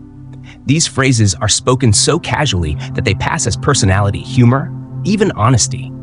Then life, faithful as always, begins organizing around them. And when the predicted suffering arrives, the speaker says, "See? I knew it." No, you did not know it. You ordered it, and then you called the delivery proof. This is the power of the decree. And if your life has been turning toward rocks, there is a strong chance the rudder has been moving through your own mouth. Language steers. The words repeated most often, especially those charged with emotion, become instructions. They move beneath the surface mind and begin programming the larger field, which means that changing your vocabulary is not superficial self-help. It is course correction. It is taking command of the ship. Before entering the mystical side, it helps to pause with something physical. There is a field of study known as cymatics, in which sound is used to shape visible matter. Fine sand is placed on a vibrating metal surface, and when a tone is played, the grains reorganize into coherent patterns. Change the frequency, and the pattern changes immediately. Form responds to vibration. Matter listens to sound. Now consider that your body is composed largely of water, and water is highly responsive to vibrational influence. This is part of what made the work of Masaru Emoto so fascinating to so many people, whatever debate surrounds his methods. The symbolic truth remains powerful. Loving words appear to harmonize, Violent words appear to disrupt. The body reacts. The chemistry shifts. Language travels through tissue, through water, through nervous system, through atmosphere. A harsh word does not stop at the ear. It enters the field. A loving word does not remain abstract. It alters the tone of what is being lived. And if words affect the body, why would they not affect the invisible architecture of life as well? Your words are waves. They leave you. They move through the network of connection. They enter the plot. The universe, if understood as a field of living potential, is always waiting for collapse into form. Possibilities hover until something gives them direction. Speech, especially when united with belief and feeling, becomes one of those directing forces. In the old sacred stories, creation begins with command. Let there be light. The creative principle speaks, and reality answers. Human beings, made in the image of that principle, carry a similar mechanism in miniature. Not absolute like God, not instant like myth, but structurally similar. The word comes first. The form follows later. This is why the phrase, "I am," matters so much. There may be no two more powerful words in human language. I am is not just grammar. It is identification. It is fusion between self and quality. It invokes essence. In the biblical tradition, even the divine names itself through being. I am that I am. So when a person says, "I am," whatever follows becomes charged with unusual creative force. The field takes it seriously. The subconscious takes it literally. Identity begins arranging itself around the statement. Say, "I am clumsy," and life starts collecting evidence for clumsiness. Keys fall, timing slips, accidents gather, details get lost. Say, "I am poor," and the inner system receives not a temporary condition but an identity decree. Say, "I am exhausted," again and again, and the body learns fatigue as a home. People use these formulas carelessly all day long, then wonder why reality behaves as if it heard them. Of course it heard them. That is what reality does. From this perspective, negative uses of "I am" become a kind of profanity against one's own life. Even when the condition feels accurate in the moment, it is wiser to speak of experience without welding it to identity. Not, "I am sick," but "I am moving through healing." Not, "I am broken," but "I am rebuilding." Not, "I am unlucky," but "I am learning to align with better outcomes." The distinction is subtle in sound, enormous in effect. One imprisons the self inside the condition. The other leaves the door open. Use "I am" for the direction you want your being to grow toward. I am becoming clear. I am health. I am steadiness. I am worthy of respect. I am available for abundance. At first, this may feel artificial, even absurd, because the current reflection may not yet match the decree. But that discomfort is not proof of falsehood. It is proof that the old identity is being challenged. The subconscious mind is central here because it is astonishingly powerful and almost embarrassingly literal. It does not joke the way the conscious mind jokes. It does not hear sarcasm the way the social self hears sarcasm. It functions more like a faithful servant, or like Aladdin's genie, receiving impressions and moving to fulfill them. If you repeatedly say, even laughing, "I could die, this is so embarrassing," the subconscious does not necessarily file that under comedy. It records emotional charge and instruction. If you say, "This job gives me a headache," do not be surprised when tension becomes migraine every Sunday night. The deeper mind responds to repetition, imagery, and emotional intensity more than to clever nuance. That is why self-deprecating humor is more poisonous than it seems. "I'm so stupid. I ruin everything. I'm impossible." The ego may disguise these as charm, but the subconscious hears command. Treat the inner system the way you would treat an immensely powerful child. Carefully, clearly, respectfully. Do not plant seeds you do not want growing simply because the culture finds them funny. And perhaps the most common negative ritual of all is complaint. Complaint is not harmless venting in the metaphysical sense. Complaint is fixation energized by emotion. It is the repeated declaration that what is unwanted deserves center stage. When you complain, you are not simply acknowledging a problem. You are rehearsing it, feeding it, confirming its place in your field. You are effectively saying to the universe, "This is what is real for me. This is where my attention lives. Let me have more experiences consistent with this vibration." People gather and do this collectively. They complain about politics, weather, bosses, traffic, partners, illness, money. They form little circles of confirmation, each person strengthening the frequency of helplessness in the others. It is communal spellcasting without awareness. The very conditions they claim to hate become more solid because so much emotional charge keeps being assigned to them. A fast from complaint can be shockingly transformative for this reason. 7 days without verbal complaint is not moral discipline. It is energy conservation. If it hurts, address it. If it rains, take the umbrella. If something is wrong, act. But stop feeding the problem with repeated narration. The energy that previously leaked out through complaint begins collecting itself. And once energy collects, it can finally move toward solution. There is also the speech no one hears but you, the internal dialogue. This may be even more powerful than what is spoken aloud, because it is constant. There is a voice in the head that comments on nearly everything, judges, predicts, warns, diminishes, suspects, remembers. For many people, it is not even their own original voice. It is stitched together from parents, teachers, fear, shame, culture, old humiliation. You are not enough. You will fail. Who do you think you are? Don't get your hopes up. This will never work. That inner dialogue is a continuous prayer. You may smile outwardly while inwardly thinking, I don't trust this. I'm going to mess this up. This person will leave. There's never enough. The field responds far more to the hidden conversation than to the social performance. Thought provides electrical charge. Emotion provides magnetic pull. Together they become instruction. So the internal roommate must be retrained. Not with softness alone, but with vigilance. When the old recording starts, you won't be able to pay for it. They're not really interested in you. This always fails. Interrupt it. Cancel it. Replace it. Not once, but every time. At first, it feels exhausting because the old pathways are well worn, but eventually the system learns. The inner voice becomes less like a saboteur and more like an ally. And when that shift happens, a person becomes difficult to stop because their field is no longer working against itself all day long. Here, the old resistance appears. But if I say I am prosperous while my bank account is empty, it feels fake. It feels like lying. That discomfort is understandable. The ordinary mind thinks words should report reality. The metaphysical mind understands that words can precede it. An architect stands on an empty lot filled with dirt and trash and says, "Here there will be a tower." Is that a lie? From the standpoint of the present eye, perhaps. But from the standpoint of creation, it is vision.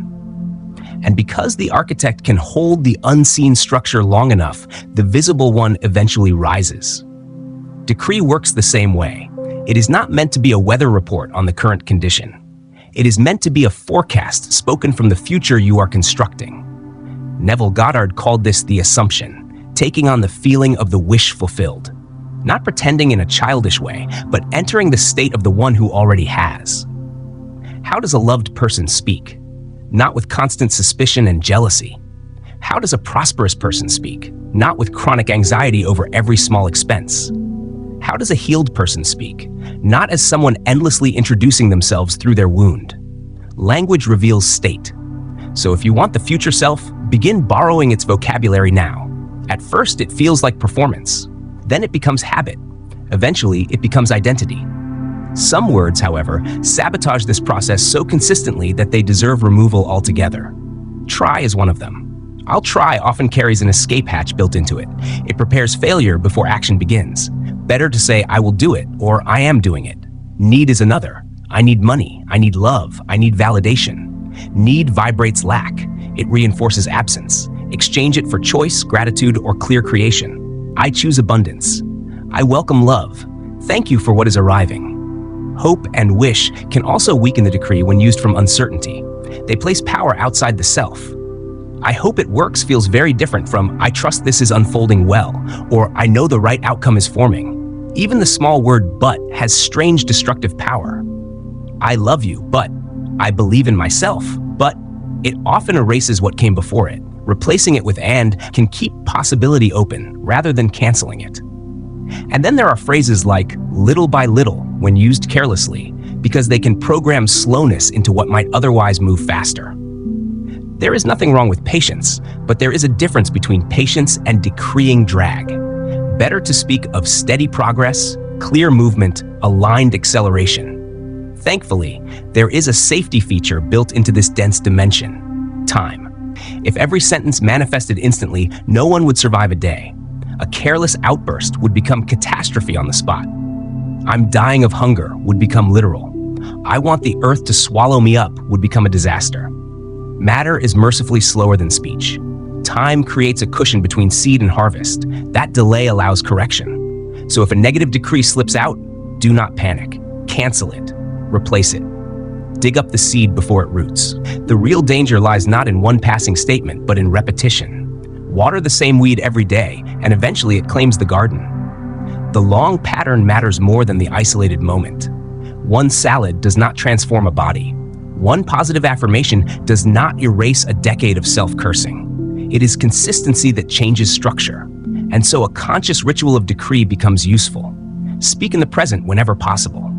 Not, I will one day be whole, but I am becoming whole now, or I live from increasing wholeness. Frame the statement positively. The subconscious does not process negation well. I don't want to be poor still places poverty at center stage. Better to say, I welcome prosperity, or I live in sufficiency. Add emotion. The word is the code, but the emotion is what sends it with force. Flat repetition rarely penetrates deeply. Feeling makes the decree magnetic. And above all, use gratitude. Gratitude is powerful because it assumes receipt. Thank you for this new opening. Thank you for the support already moving toward me. Thank you for the health returning to my body.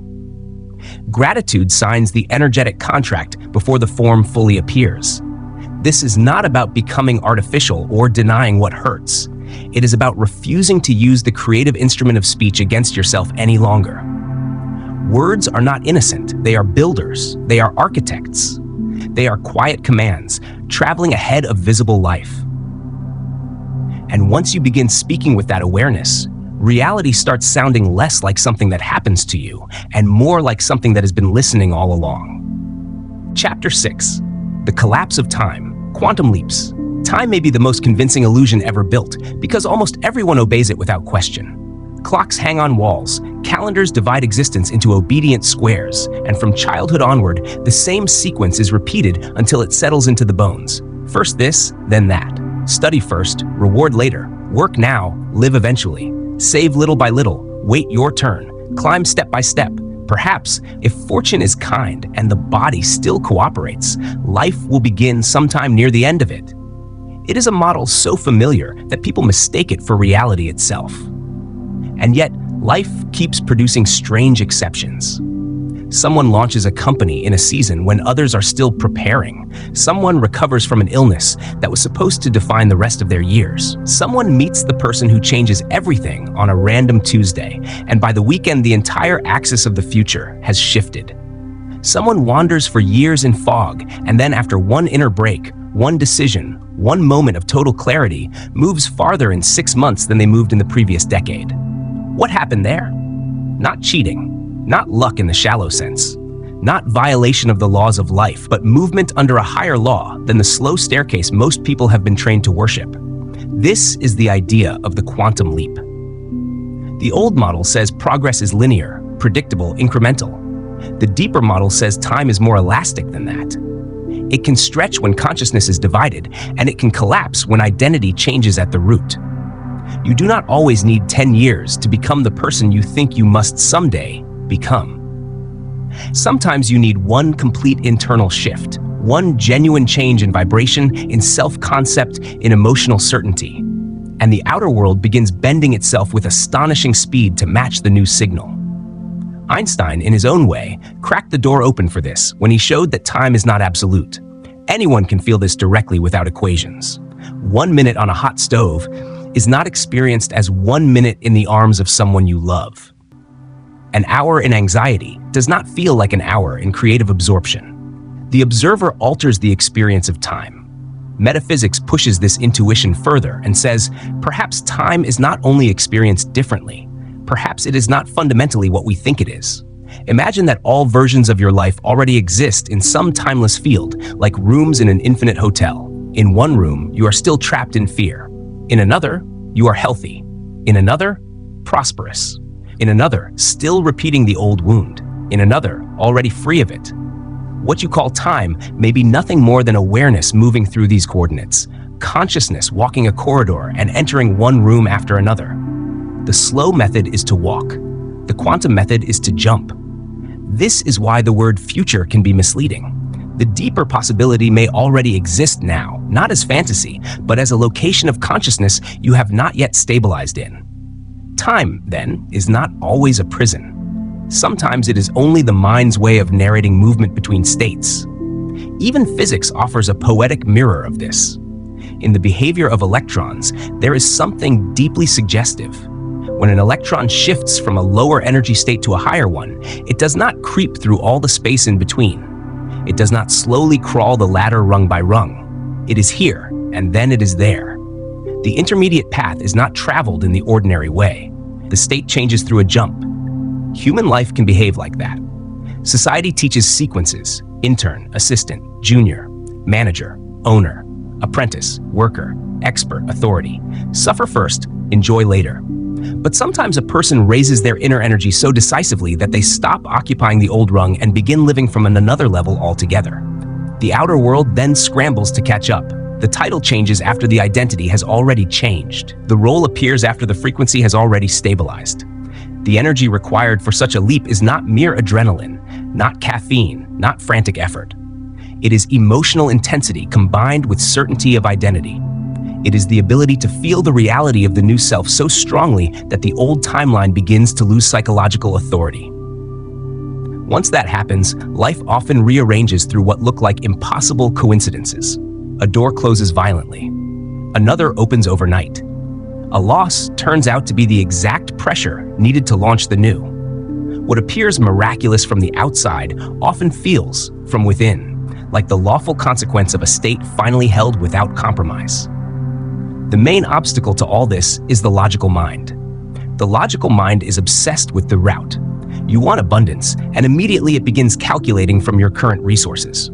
If I save this much a month, if nothing goes wrong, if the economy allows it, if the ladder remains intact, then perhaps in 20 years, it uses the present as the limit of the possible. It takes the old room as the only room that exists, and because it cannot see a sensible bridge from here to there, it concludes that there is no bridge at all. But the leap does not use the resources of the old state. It activates the resources of the new one. This is why asking, "How long will it take?" is often the wrong question. Hidden inside it is the assumption that the desire is far away, that you are not there, that distance is real and waiting is unavoidable. The universe is exquisitely responsive to that assumption. Ask how long with enough emotional conviction, and reality answers by preserving distance. The deeper move is different. It says, what if the destination is not somewhere ahead, but something I can enter now in feeling, in identity, in consciousness?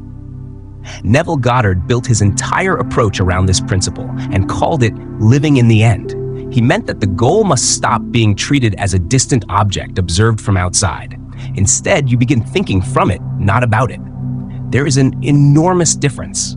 If you want to live in Paris and you look at photographs while sighing, you are strengthening separation. Paris remains there. You remain here. Time expands between the two. But if you close your eyes and enter the state of already being there, hear the sounds from the street below the apartment, feel the cool metal of the balcony rail, smell the pastry from the corner cafe, sense the gratitude and normalcy of having arrived, something changes. The nervous system receives the future as experience rather than fantasy. The subconscious begins treating it less like wish and more like memory. The field receives a much cleaner signal. The outer world then begins performing its strange corrections. A job appears. An invitation arrives. A coincidence unfolds. A sequence of events, impossible to predict in advance, begins building the bridge. This is why intensity matters more than duration. Many people imagine that change comes from endless repetition and sheer quantity of effort. But there are states of feeling so total that 5 minutes inside them do more than years of mechanical affirmation. Water can remain warm for a very long time without boiling. Then, one final degree changes everything. At the boiling point, transformation is immediate. The emotional life works similarly. You need not always rehearse for decades. Sometimes you need to reach the point where the desired state becomes emotionally real enough that the old life starts feeling oddly unreal. When that happens, a strange sensation often appears. This no longer feels like my true life. The old identity becomes costume. The old timeline begins losing charge. It may still be visible for a while, but it no longer feels final. That is often the beginning of the leap. Most people never reach it because they remain in waiting mode. They postpone life with frightening obedience. I will relax when the money comes. I will feel safe when the job is secure. I will allow myself joy when the relationship is right. I will begin living once the proof arrives. But this structure quietly guarantees delay because the emotional state is being held hostage by conditions that themselves respond to emotion. Waiting is disguised lack. It says, I do not have it, therefore I cannot feel it. The field hears only absence. To collapse time, you have to reverse that pattern. You feel now what you thought you had to wait for. If wealth would make you feel grounded, practice groundedness now, even with very little in your pocket. If love would make you feel secure, practice security now, instead of using longing as proof of incompletion. If success would make you feel worthy, begin relating to yourself now from worth, rather than using achievement as the permission slip. This is difficult precisely because it requires emotional sovereignty. It demands that feelings stop being entirely obedient to circumstance. But once that is learned, the speed of change increases dramatically. Gratitude is one of the great accelerators here because gratitude carries the signature of receipt. It says, at a deep energetic level, it is already mine. Thankfulness before evidence is not delusion in the metaphysical sense. It is alignment. It removes the friction of needing. It tells the field that the inner door is already open. Still, none of this works if identity remains unchanged. You cannot drag the old self into the new room and expect the new room to hold. The version of you who lives in chronic self-doubt, who tolerates chaos, who speaks from fear, who keeps returning to the same toxic loops, who feeds the same body with the same neglect, is built for a particular timeline. If you want another one, the actor must change. Not superficially, but at the level of role. How does the version of you who has already crossed over behave today? What do they no longer accept? What no longer attracts them? How do they walk into a room? How do they choose? How do they rest? What do they refuse to keep calling love? What do they stop putting into their body? What kind of conversations do they stop entertaining? These are not decorative details. They are the frequency. The future self is not reached only by dreaming of them. It is reached by inhabiting them. Dress a little more like that person. Speak more like that person. Decide like that person. Set boundaries like that person. Use money, time, food, attention, and energy the way that person would use them. As this becomes embodied, the radio tunes. When the tuning is clear enough, the world has to bring matching scenery. The protagonist changed. Eventually, the stage must respond. There is, however, a warning attached to real leaps. When you begin collapsing time, life often becomes noisy. The shift does not always arrive as smooth blessing. Sometimes it arrives disguised as collapse. You ask for financial freedom and lose the job you were using to avoid your own next step. You ask for true love and the relationship built on fear breaks apart. You ask for a higher life and the structures of the lower one begin trembling. The ego looks at this and panics. Disaster, proof that the method failed, evidence that everything is worse. But demolition is not failure. If a skyscraper is going to rise, something old may have to come down first. And demolition is loud. Dust fills the air. Things shake. People misunderstand. The bridge of incidents, that strange sequence by which reality moves you rapidly from one state to another, is not always pretty in the middle. It can involve endings, delays, firings, disruptions, exits, confusion, apparent setbacks. But those events often make sense only in retrospect, once the new architecture is visible. So when the leap begins, the instruction is not to judge every intermediate event. Keep your attention on the end. Walk the bridge without staring over the edge. Trust that the instability is serving construction, not destruction.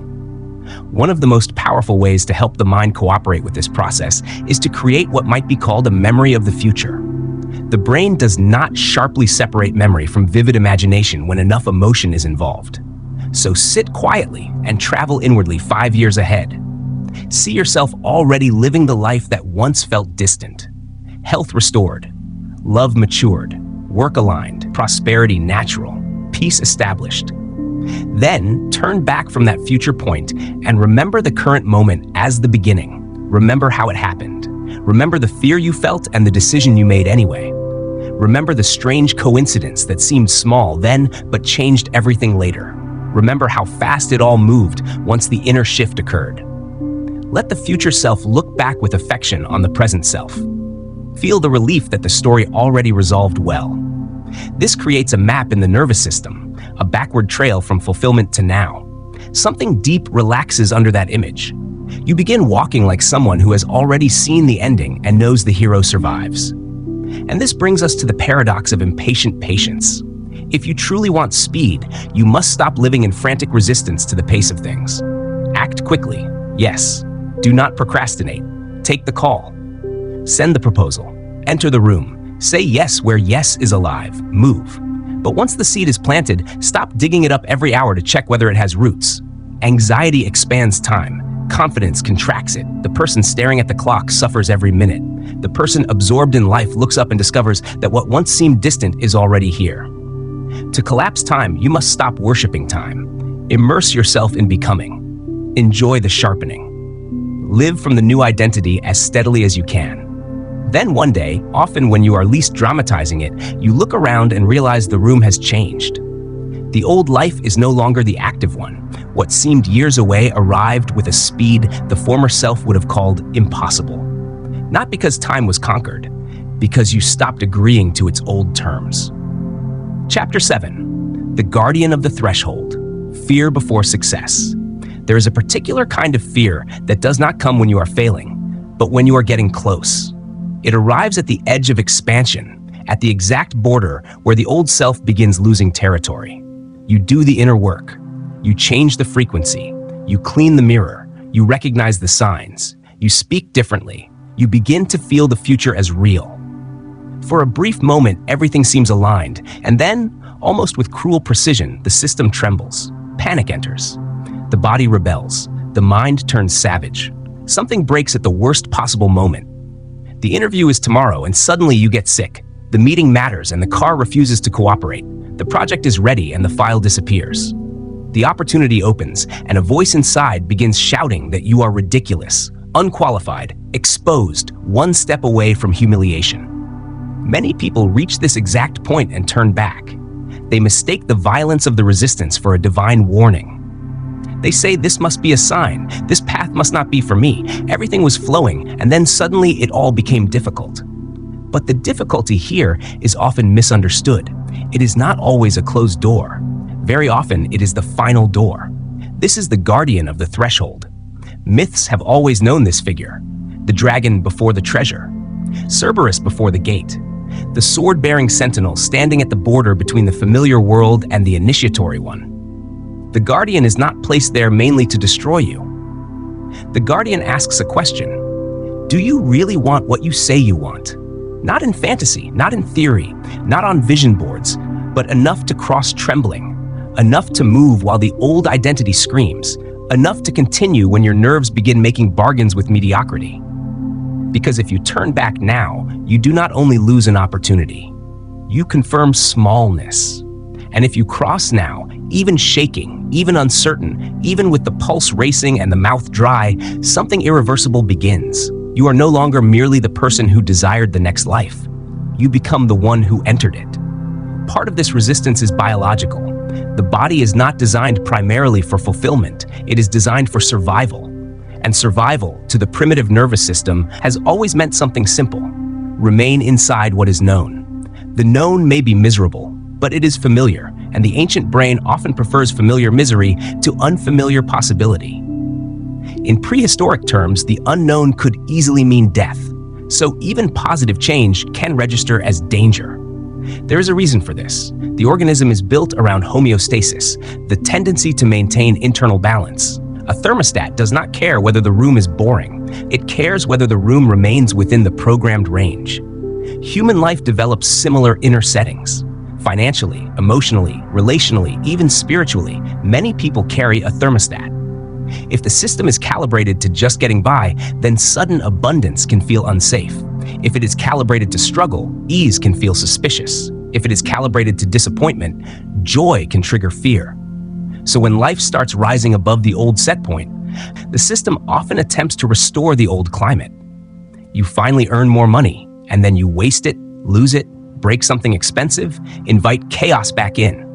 You enter a healthier relationship and suddenly create conflict over nothing. You begin receiving recognition and immediately diminish yourself, retreat, or sabotage the moment. This is not proof that success is wrong for you. It is often only the inner thermostat trying to cool the room back to what it has mistaken for safety. Seen that way, fear becomes less prophetic and more mechanical. It is not necessarily a message that disaster is coming.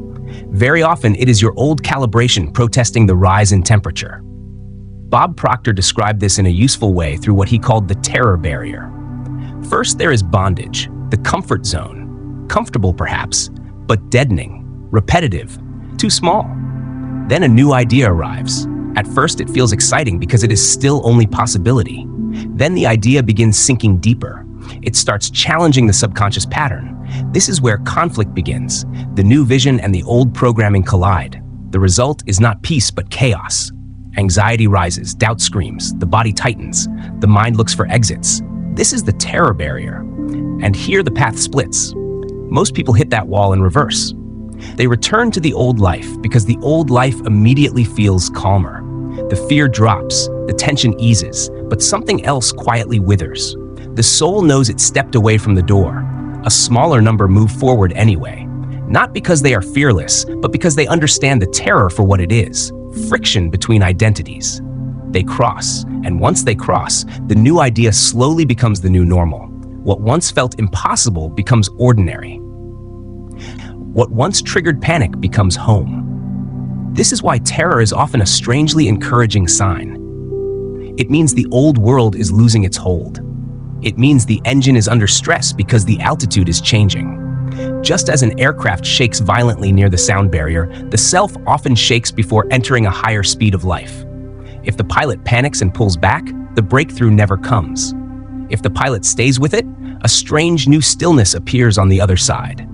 There is another layer to this, one Gay Hendricks described as the upper limit problem. Many people are not only afraid of suffering, they are also afraid of sustained happiness, success, love, and ease.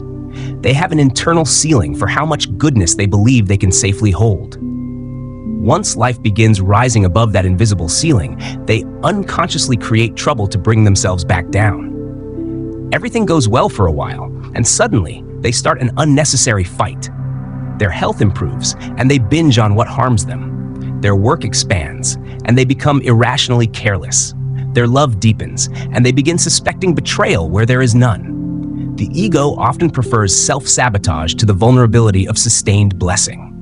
Better, it thinks, to ruin it myself than wait for fate to ruin it for me. This is one of the guardian's most convincing disguises. It comes as worry, criticism, irritation, cynicism, even physical symptoms. But underneath all of it is the same movement. Shrink back to a level that feels emotionally legal. The antidote begins with recognition. When things are going well and anxiety appears, pause and name it. This is not proof that something is wrong. This is my edge. I am reaching an upper limit. I am getting afraid because life is becoming better than the old self knew how to hold. Then breathe. And instead of collapsing the good, stay with it. Let the nervous system learn that joy is survivable, that success is survivable, that peace does not need to be interrupted. The guardian is not always inside you, however. Sometimes it speaks through the people around you. There is an old image of crabs in a bucket. A single crab can climb out. Several crabs together often prevent escape by pulling each other back. Human environments can behave the same way. The moment one person begins changing, becoming clearer, braver, freer, more disciplined, more alive, the surrounding world often reacts. Not always because it hates them, but because their movement becomes a painful mirror. If you leave the bucket, you prove the bucket was never locked. That forces everyone still inside to face their own passivity. So they say you've changed. They say you're unrealistic. They say you're being brainwashed, selfish, arrogant, strange. What they often mean is, your movement is confronting my immobility. This too is part of the threshold. The universe asks through these people, do you want your next life enough to survive disapproval? Can you continue without needing the old tribe to clap for the version of you that threatens their comfort? If not, the old identity stays in place. If yes, one of two things happens. Either they remain where they are and you continue without them, or your courage quietly licenses theirs and they begin changing too. Either way, someone has to move first. Another favorite weapon of the Guardian is the voice of imposter syndrome. You are about to send the proposal? Launch the project, publish the work, ask for the raise, step into visibility, and the mind whispers, "Who do you think you are?" You are not ready. They will see through you. You are only pretending. You are a child wearing an adult's clothing. The cruel thing about imposter syndrome is that people often interpret it as evidence that they should stop. In truth, it usually means the opposite.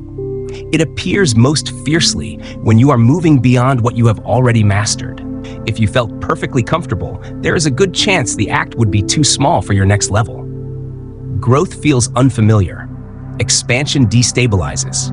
The voice of fraudulence often accompanies the moment before a larger identity is embodied. It does not need to be eliminated before action. It only needs to lose the right to govern it. You can answer it simply, "Maybe I am not fully ready. No one ever is. I will learn by moving." Fear is allowed to speak. It is not allowed to drive. Courage is not the absence of the cracked voice. It is the decision to use the cracked voice anyway. Myth and scripture both suggest something similar. Before the treasure, there is the cave. Before the resurrection, the garden of agony. Before dawn, the darkest compression of night. This is not sentimental storytelling.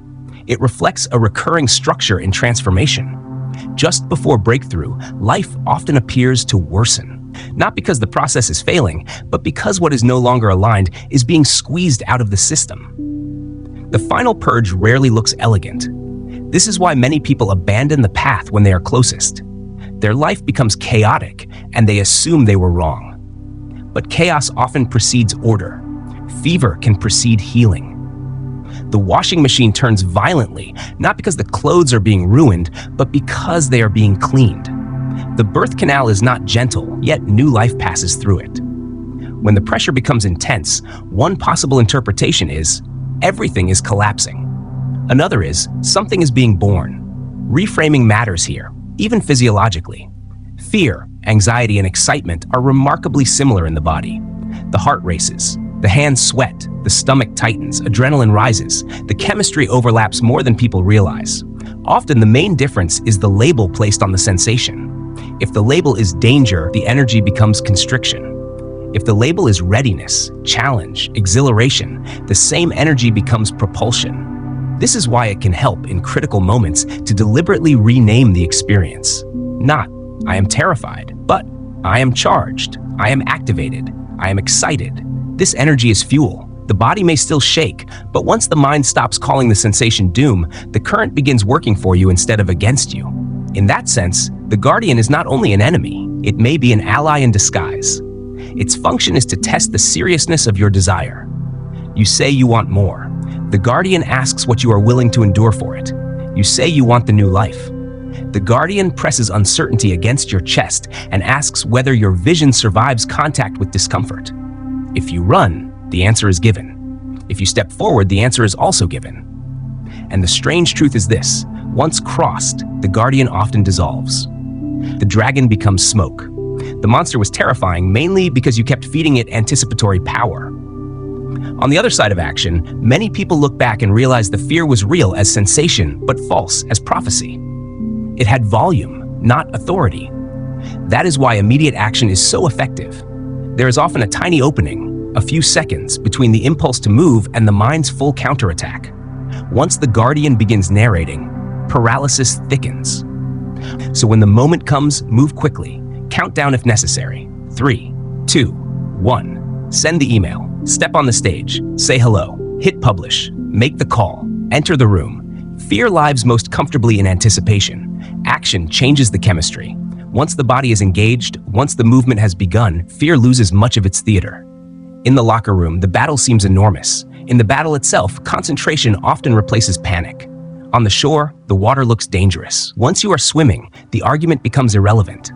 So when the threshold appears, and if you keep growing, it will appear again and again, remember what it means. It does not usually mark the place where destiny ends. It marks the place where the old self makes one final plea to remain in charge. Cross anyway. Cross shaking. Cross unsure. Cross with the voice still talking. Because the life on the other side does not require a fearless version of you. It only requires the one who is willing to step through before fear has finished speaking. Chapter 8, Surrender and Flow. Following the current of your dharma. There is a strange moment in life when effort stops working the way it used to. You push harder, try more strategies, collect more advice, read more books, plan more carefully, and yet the sense of progress feels heavy, as if every step requires twice the force it should. Many people interpret this friction as failure or lack of discipline.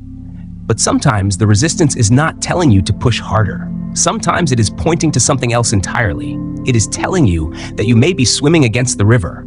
Life has a current, not in a mystical sense that removes responsibility, but in a deeper structural sense. When your actions align with your deeper design, what ancient traditions call dharma, movement tends to feel different. Work can still be demanding, obstacles still appear, but underneath the effort, there is a sense of cooperation. Energy returns faster than it is spent. People appear at the right time. Resources emerge unexpectedly. Doors open that logic alone could not predict. When you move against that current, everything becomes heavy. You wake tired. You push through days that drain you. The body begins sending signals: tension, illness, exhaustion, apathy. You succeed externally perhaps, but the inner landscape grows increasingly dry. It is like rowing upstream forever, convinced that strength alone will compensate for direction. The truth is simpler and more uncomfortable. Sometimes life is not resisting you. It is redirecting you. Dharma functions like a riverbed. It is the natural path through which your energy is meant to move. When you step into it, the water carries you. Not effortlessly. Rivers still contain rocks, curves, storms, but with momentum that belongs to the river itself.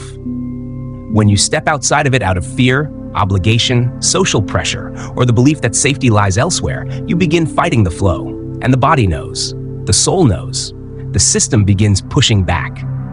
People often say they do not know what their purpose is. They repeat it with convincing sincerity. I have no idea what I want to do with my life. But if you listen carefully, that statement usually hides something else beneath it. Most people do know, at least partially. They sense the direction. They have felt it many times. The problem is rarely absence of signal. The problem is that the signal does not always look practical, profitable, respectable, or safe. So it gets buried.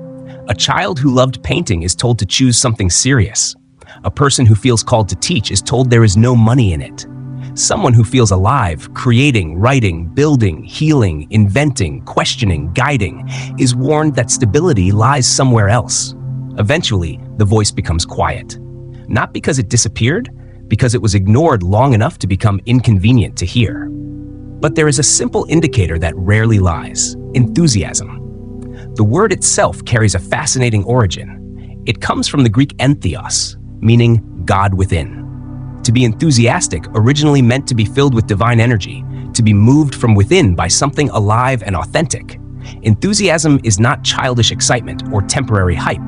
It is the body recognizing alignment. When you are doing something connected to your dharma, time behaves differently. Hours disappear. Energy expands rather than contracts. Even when the work is difficult, something in you feels awake rather than depleted. That feeling is not random. It is directional. Enthusiasm is the GPS signal of the soul. What you are naturally drawn toward, what repeatedly fascinates you, what absorbs you so completely that the clock loses authority. These are not accidents. They are clues. Life is constantly placing small indicators along the path, subtle markers pointing toward the terrain where your design fits. The mistake many people make is waiting for purpose to appear as a perfect, fully formed career path. But dharma usually reveals itself through attraction first, not through a finished map. The attraction may begin with a hobby, a fascination, a recurring curiosity, a problem you feel compelled to solve, or a type of work that energizes you even when it is not yet profitable. The mind dismisses these things quickly because they appear too simple or too uncertain. But the soul recognizes them as entry points. When you follow enthusiasm sincerely, not blindly but attentively, something remarkable begins happening.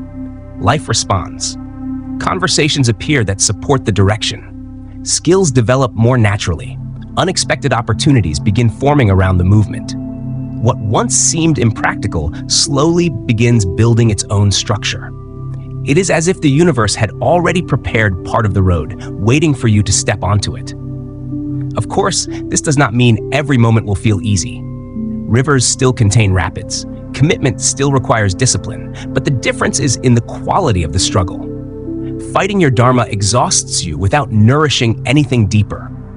Serving your dharma may challenge you, but it simultaneously feeds you. The energy returns. The body cooperates. Your mind becomes clearer. Your presence becomes stronger. Another powerful source of clues lies in childhood. Before society layers expectations, fears, and strategies over the mind, the original code is often visible. Children move instinctively toward what fascinates them. They draw endlessly, build imaginary worlds, organize groups of friends, take things apart to see how they work, comfort others naturally, tell stories, solve puzzles, create music, question everything. Those impulses are rarely random. They reveal the raw architecture of the soul before it learns to disguise itself. The tragedy is that many adults forget these signals. They trade fascination for practicality. They trade curiosity for approval. They trade the call of their nature for the promise of safety. Years later, they wonder why life feels strangely hollow. But the original code rarely disappears completely. It waits. Sometimes it returns as a quiet longing, sometimes as restlessness that refuses to leave. Sometimes as envy, when you see someone else living courageously in a way that reflects your own buried impulse. Envy, when examined honestly, often points to a neglected part of your own calling.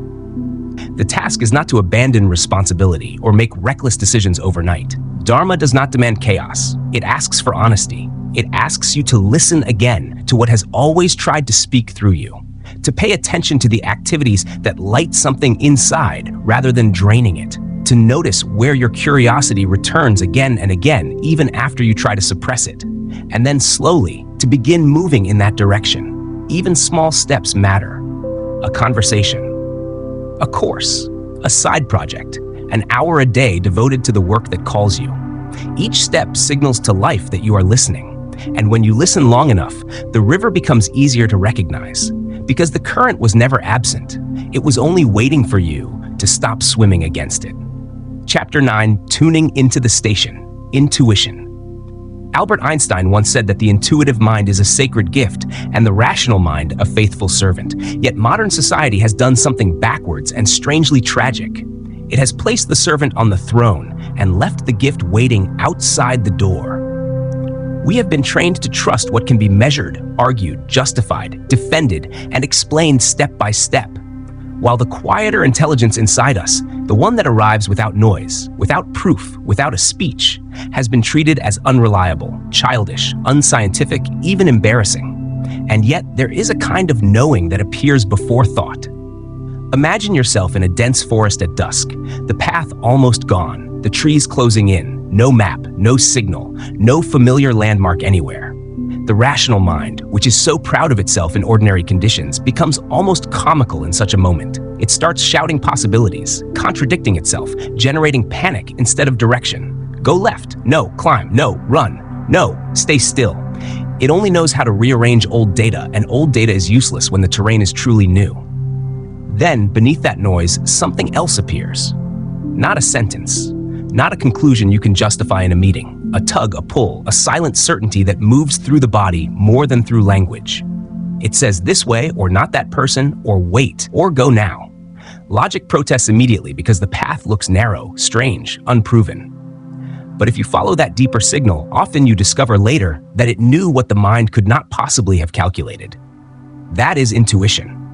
Not magic in the childish sense, not fantasy, not a decorative spiritual extra, but one of the most sophisticated capacities a human being possesses, and one of the least respected. The strange thing is that the people we admire most have nearly always relied on it. The world likes to remember their strategy afterward, their formulas, their polished explanations. But the original spark often arrived in a way that was nothing like analysis. Tesla spoke of receiving inventions almost whole. Einstein trusted imagination before equations. Steve Jobs made decisions from an almost aesthetic inner knowing long before the market could justify them. The pattern repeats everywhere. First the flash, then the method. First the signal, then the structure. The problem is not that guidance is absent. The problem is static. Your soul is broadcasting all day long, but your receiver is crowded with opinions, fear, old programming, social noise, caffeine, stress, headlines, endless screens, and the habit of outsourcing authority. The station is there. The signal is live. But too much interference makes the whisper difficult to hear. It helps to demystify intuition a little. It is not irrational in the sense of being anti-intelligence. It is often intelligence operating at a speed too great for language. The conscious mind handles relatively little information at once. It moves in sequence, step by step, reasoning from what it already knows. But the subconscious and the body process enormous amounts continuously. Facial micro-expressions, tone shifts, inconsistencies, environmental changes, remembered patterns, emotional atmospheres, hidden tensions, possibilities not yet fully visible. Intuition is often the compressed result of that immense processing power. The system sees the whole field and sends back not an essay, but the conclusion. That is why it arrives as sensation. Don't trust this person. Call her. Wait 3 days. Sign it. Do not get on that plane. Buy that book. The message comes like a compressed file because there is no time to explain all the calculations beneath it. If you dismiss it simply because it failed to provide a spreadsheet, you may be ignoring the largest intelligence available to you. In that sense, intuition is a kind of inner Wi-Fi, an invisible connection to a field of information larger than the personal mind. Not separate from the body, not separate from life, but subtler than thought and faster than reason. The essential challenge, then, is discernment. Because many people ask the same question. How do I know whether the voice inside is intuition or ego? Whether the impulse is wisdom or fear dressed as urgency? This matters enormously because the two can mimic each other at the level of content while feeling utterly different in tone. The ego is loud. It argues. It repeats itself. It pushes. It contains shoulds, alarms, pressure, image management, panic about what others will think. Even when it pretends to protect, there is often contraction in it. Tight shoulders, clenched jaw, agitated stomach, shallow breath. Intuition behaves differently. It is usually quiet, almost understated. It does not beg for attention. It does not scream. It informs. It arrives as a clear nudge, a simple knowing, and then falls silent. Call Maria. Don't sign. Go there. Wait. The sensation around it is often strangely clean. Expansion, lightness, a small internal click, calm certainty without drama. The ego makes you spin. Intuition tends to simplify. A useful rule is this: if you have been debating something mentally for hours, the debate itself is probably not intuition. Intuition is often immediate. The mind may attack it afterward, but the original signal usually came whole. One of the most reliable places to detect that signal is not the head at all, but the gut. Science has been slowly catching up to what ordinary language has known for a long time. We speak of gut feelings, bad vibes, stomach knots, butterflies, because the body really does register truth there. The enteric nervous system, the so-called second brain in the belly, is rich with neurons, and the vagus nerve carries constant communication between body and brain. What people call instinct is often the body reading an environment before the mind has finished inventing a story about it. When something is wrong for you, the belly knows. Breath shortens. The stomach hardens. There is nausea, hollowness, pressure, a subtle recoil. When something is right, even if it is challenging, there is often a different texture. Openness, warmth, aliveness, a strange yes beneath the nerves. This makes the body an extraordinary diagnostic instrument. You can use it directly. Hold one option in mind, a job, a move, a person, an agreement, and notice the body rather than the thoughts. Does it contract? Does it brace? Does it pull away? Or does it lean in, breathe more fully, soften, brighten? The mind can rationalize almost anything. The body is much less diplomatic. So why have so many people lost contact with this guidance? Because modern life is constructed almost perfectly to drown it out. We live in conditions of continuous overstimulation. Notifications, conversations, opinions, podcasts, news cycles, sugar, alcohol, speed, pressure, screens before sleep, screens upon waking, and the constant demand to react. It is impossible to hear a whisper in the middle of a nightclub. Intuition has not disappeared. It has been buried under volume. That is why silence is not luxury here. It is maintenance. Time alone without input begins cleaning the receiver. Nature helps because it resets the nervous system and returns attention to a rhythm older than the social one. Forest, ocean, wind, birds, long walks without headphones. These are not sentimental spiritual accessories. They reduce the static. And one of the most underrated disciplines of all is refusing immediate external consultation. When an important decision appears, many people instantly ask 5 others what they think. In doing so, they flood their own channel with foreign fear, foreign logic, foreign fantasy. Sometimes the wisest thing is to wait 48 hours before asking anyone and see what rises from within when the noise settles. There is also the matter of the first spark. Intuition is usually quickest at the beginning, before the mind has time to edit. You meet someone, and within seconds there is an impression. Warmth, danger, trust, falseness, depth, something off. Then the mind rushes in with correction. Don't judge. They seem nice. Look how well they speak. They dress well. 3 months later, reality confirms what you knew in the first moment, and you say to yourself, I felt it immediately. Yes, you did. The problem was not lack of signal. It was lack of respect for it. The same thing happens with much smaller decisions. You look at a menu, and your attention goes directly to one dish. Then the mind interrupts with calories, price, image, what you should order. You choose differently and end up unsatisfied. These are small examples, but they train something important. Trust in the first movement of knowing before the mental committee begins its debate. This does not mean logic is useless. Far from it. Logic is magnificent when it is in the right place. The mistake is not having a rational mind. The mistake is making it sovereign. Intuition should function as the chief executive, the one that chooses direction, destination, meaning. Logic is the manager, excellent with details, planning, sequence, implementation, problem solving. Intuition says where. Logic figures out how. When the roles are reversed, life becomes sterile. Logic can analyze the past brilliantly, but it cannot see the future in any creative sense. If logic had always led, no airplane would have flown, no continent would have been crossed, no great work of art would have been attempted. The soul says go. The mind says then let me organize the luggage. One simple way to bypass overthinking is the coin trick. It is not really about chance, but about revelation. Assign option A to heads and option B to tails. Flip the coin. While it is in the air, pay attention. Almost instantly, something in you starts hoping. Or when the coin lands, there is a micro-reaction, relief, disappointment, quiet joy, subtle resistance. That feeling matters more than the result. The coin does not decide, it exposes. Sometimes, however, intuition will ask something truly inconvenient of you.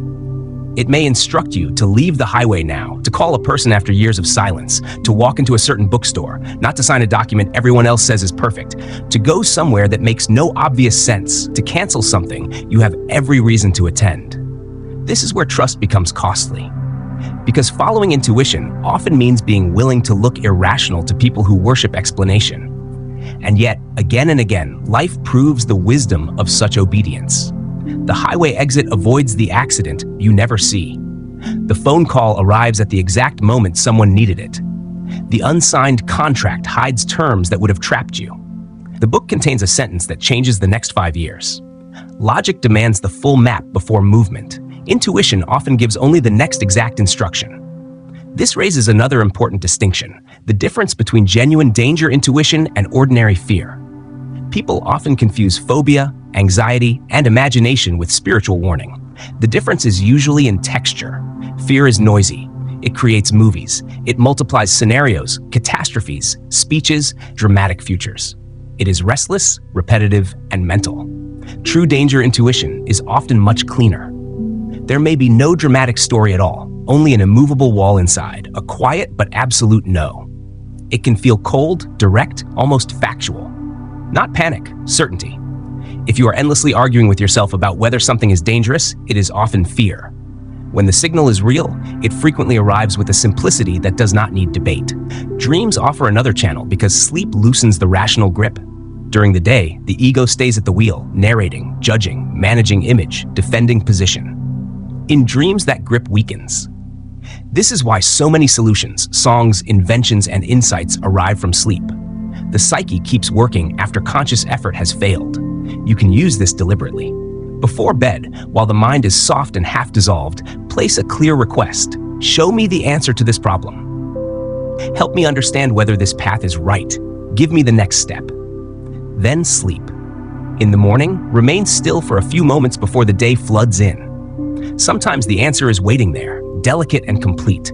Other times the dream does the processing silently, and the insight drops later in the shower, on a walk, at noon, out of nowhere. The package still came.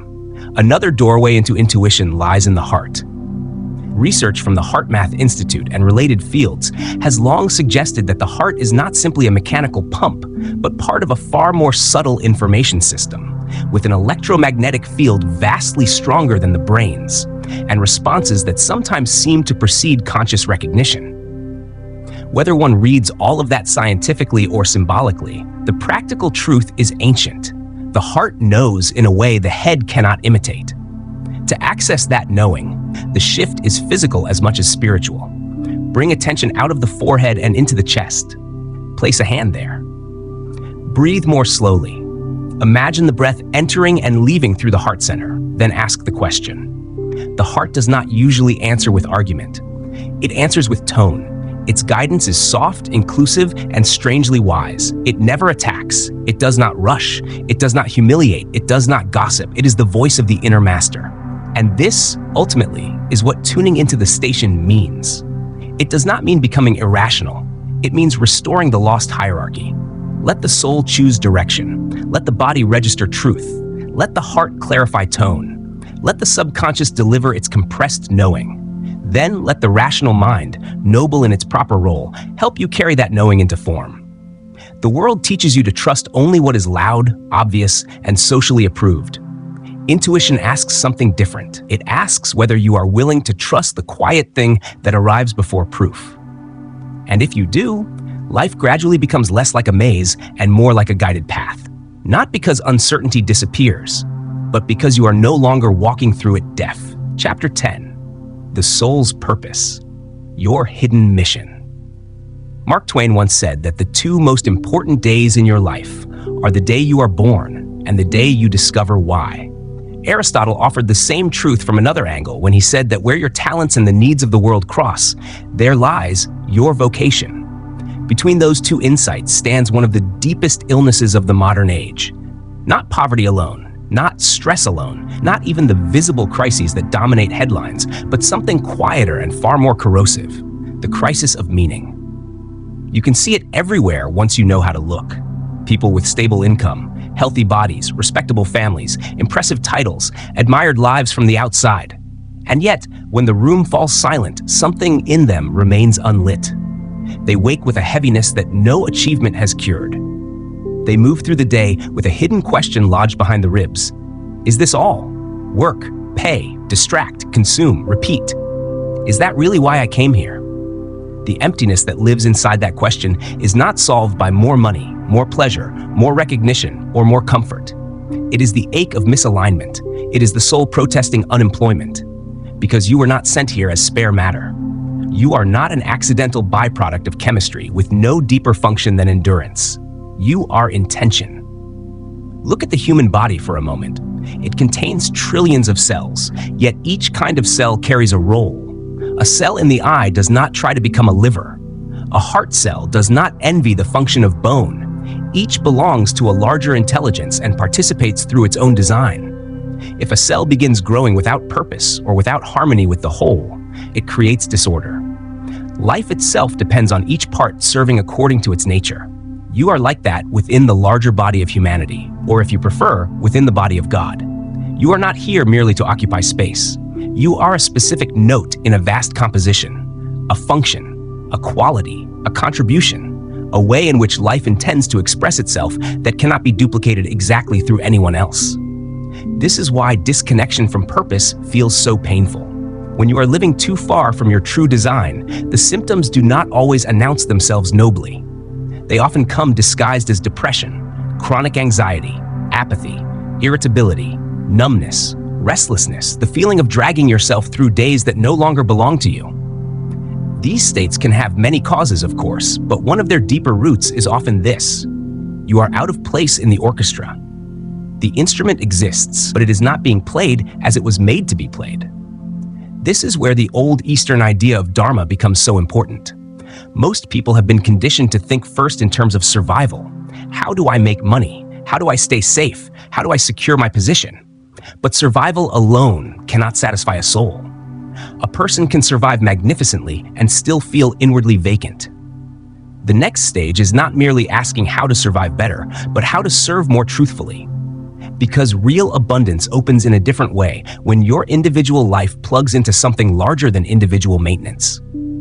We have been taught a tragic phrase for generations: earn a living, win your living, make your living. But the phrase is misleading at its core. You already have life. It was not awarded to you after performance. It was given. Existence itself was not a paycheck. What society usually means by earning a living is that you must become useful to an economic machine in order to continue existing with some degree of comfort. So millions spend their best years inside labor that starves them inwardly in order to afford objects that do not nourish them, while seeking approval from people whose opinion means very little to the deepest part of themselves. That is not real life. It is organized survival. And the soul does not awaken fully inside organized survival alone. Purpose, then, must be separated from the narrow concept of career. This is one of the most liberating distinctions a person can make. Your soul's purpose is not identical to your job title. It is not guaranteed by prestige. It is not denied by humble work. A person can sweep streets and live very close to their dharma if they bring healing, dignity, order, presence, and blessing through that role. Another can run a global company and be miles from their purpose if their work is hollow, extractive, or false to their design. The outer costume matters less than the energy animating it. Purpose is less about the label of what you do and more about the essence of what moves through you when you are most aligned. Some souls are built to bring beauty. They restore harmony through color, music, design, atmosphere, gardens, clothing, images, words that awaken feeling. Some are built to bring order. They clarify chaos, organize systems, structure movement, create coherence where confusion would otherwise spread. Some are built to heal. They may do it through medicine, therapy, teaching, prayer, touch, listening, presence, or by simply being the person in whose company others remember how to breathe. Some are built to innovate. They disturb old systems, imagine what does not yet exist, question what everyone else accepts, and move reality by inventing rather than repeating. Some are built to protect, some to guide, some to reconcile, some to reveal truth, some to build community, some to test, provoke, awaken, and ignite. The suffering begins when a person betrays that inner shape. If your nature is artistic and you force yourself into a life that rewards only control and calculation, you may become externally successful and inwardly starved. If your nature is to heal and you place yourself where cynicism is rewarded, something essential dries out. If your nature is to lead and you stay hidden for fear of visibility, life itself begins pressing against you from the inside. Even millions cannot compensate for misalignment. Wealth without right placement still feels poor. This is why alignment is the deepest form of prosperity. In the Eastern view, two great currents shape human life: karma and dharma. Karma belongs to the past. It is momentum, residue, unfinished pattern, repetition, consequence, the wheel that keeps turning because an old lesson remains unintegrated. Karma pulls backward, or rather, it keeps you circling within what has not yet been understood. Dharma belongs to the future in a different sense. It is the forward current, the deeper call, the direction of rightful unfolding, the reason this particular soul came into form at all. Karma is the drag of the unfinished. Dharma is the pull of the essential. One keeps repeating old loops, the other invites emergence. When a life is dominated by karma, it feels repetitive. The same frustrations return wearing different clothes. The same wound appears in new settings. The same type of exhaustion keeps forming. You feel busy, but not guided. You move, but do not truly advance. When a life begins aligning with dharma, another sensation appears. Support enters. Synchronicities increase. Effort becomes cleaner. Not always easier, but more meaningful. Resources that once seemed withheld begin arriving through surprising channels. Doors open with less strain. Right people appear. The soul recognizes direction. And because direction is finally true, energy stops leaking as wildly as before. The universe tends to support what serves the whole. And dharma always serves the whole, even when it begins in something very personal. The difficulty, of course, is that purpose is rarely discovered through panic. It does not usually reveal itself to the person who keeps asking, in a state of fear, "What should I do with my life?" in the abstract. It emerges more clearly through attention to aliveness. What gives you energy rather than merely draining it? What kind of service makes time behave differently around you? What suffering in the world moves you so deeply that you cannot remain indifferent? What kind of work feels heavy, even when you are praised for it? And what kind feels strangely right, even when it is difficult? What have you loved since before it was practical? What gift keeps trying to return, no matter how often you suppress it? Purpose often leaves fingerprints long before it gives you a full sentence. It appears in recurring fascination, in talents that feel natural to you but valuable to others, in the kinds of people who keep finding you, in the role you play even accidentally. Some people are always the ones others confide in. Some are always improving systems without being asked. Some are always creating beauty from emptiness. Some naturally lead under pressure. Some naturally translate complexity into clarity. Some naturally make people feel seen. The clues are usually not hidden. They are simply undervalued because they do not always match what the market immediately rewards. And yet the intersection matters. Aristotle's insight remains profound because it joins two truths that many people wrongly separate: your gifts and the world's need. Purpose is not merely self-expression, nor is it mere sacrifice. It is the meeting point between what is alive in you and what is needed beyond you. If you chase only what the world needs while betraying your nature, resentment grows.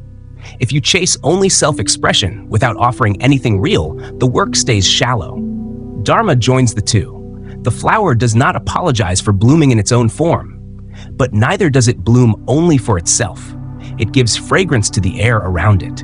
That is the model. And one of the most important warnings here is this: do not confuse scale with significance. The ego wants purpose to look grand, public, impressive, almost cinematic. But some of the most profound missions on earth are quiet. A mother raising children in truth, a teacher who helps one wounded mind come back to life, a nurse whose presence removes terror from the dying, a craftsman who restores dignity through beauty, a friend who carries the exact medicine of listening in a world full of noise, a gardener who brings peace to neglected places, a writer who gives language to someone else's silent pain. Purpose is not measured only by audience size. It is measured by authenticity of function. A violin does not need to become a cathedral bell in order to matter. It only needs to sound its own note fully. There is another subtle trap. Many people look for purpose as though it must arrive as a single grand revelation that solves the rest of life forever. Sometimes that happens, but more often purpose unfolds in layers. First comes essence, then form. First, the deeper quality reveals itself: healing, beauty, truth, leadership, transformation, protection, inspiration. And only later does the outer vehicle become clear. The mistake is demanding the final career blueprint before listening for the inner current. Find the current first. The form can change many times. A healer may begin as a friend who listens, become a therapist, later write books, later teach, later build a community. The Dharma remains. The costume evolves. This is why comparing your path to someone else's is so destructive. Their form is theirs. Their rhythm is theirs. Their soul came to learn something through that sequence.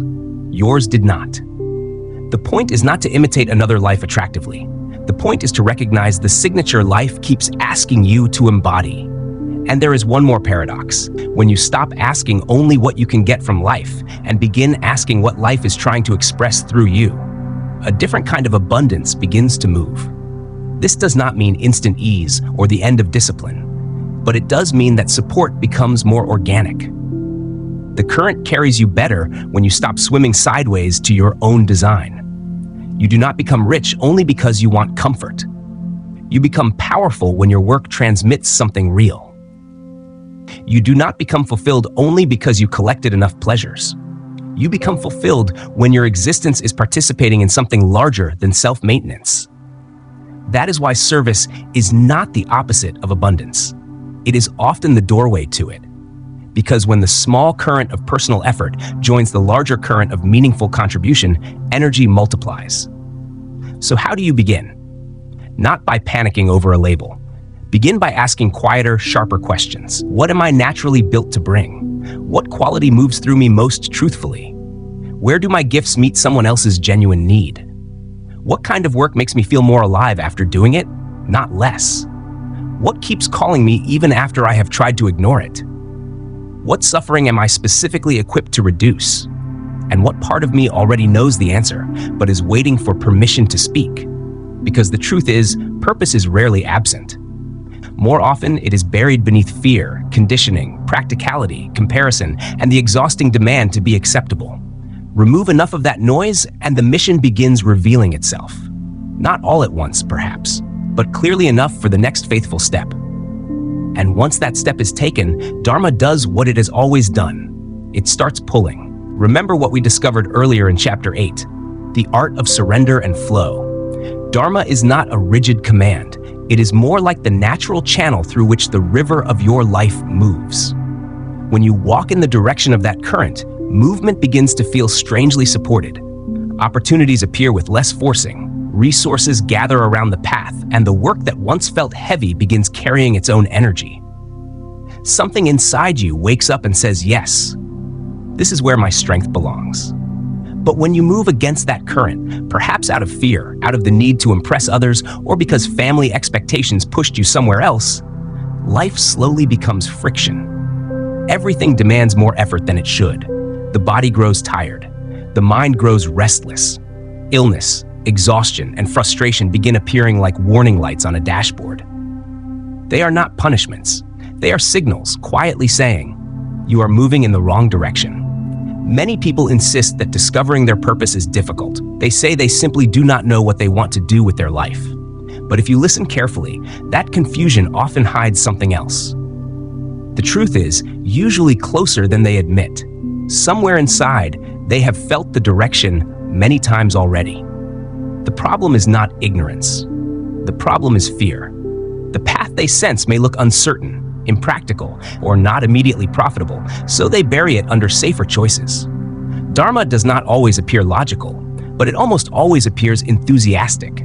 The word enthusiasm itself carries a remarkable origin. It comes from the Greek entheos, meaning God within. To feel enthusiasm is to feel something divine moving through your attention. That activity which absorbs you completely, the work that makes hours disappear without effort, the subject that pulls you back again and again. Those are not random interests. They are signals. They are the navigation system of the soul. Follow the places where genuine excitement appears, and slowly the path of your dharma begins revealing itself. By trusting the quiet joy that rises during certain activities, you start aligning with a direction life has already prepared for you. Effort no longer feels isolated. Your actions begin amplifying something larger, as if the intention that placed those desires in your heart is now working through you. And if you want even clearer clues, look backward. Look toward childhood. Before society layered expectations, before practicality rewrote the script, the original code of your nature was already visible. Before society rewrote the script of your life, you already carried the outline of who you were meant to be. Look closely at young children, and you will notice something remarkable.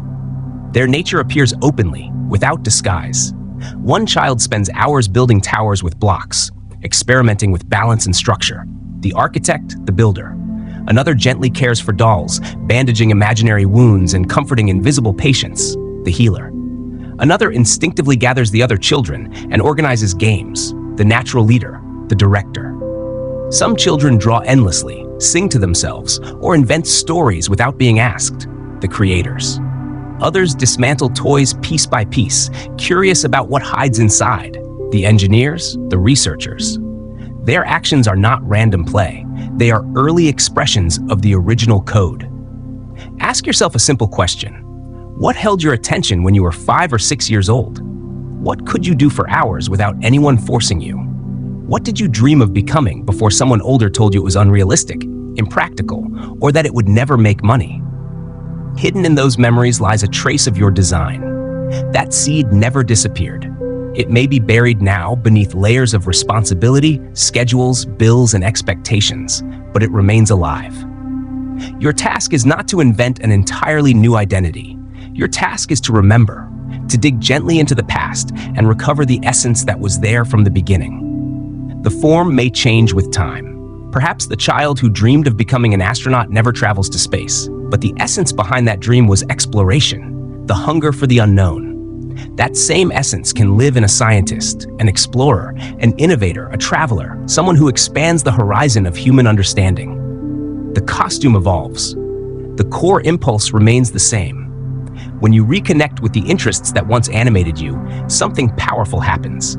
The expectations placed upon you by society begin losing their authority. You stop chasing roles designed for someone else and begin rediscovering the work your nature was designed to perform.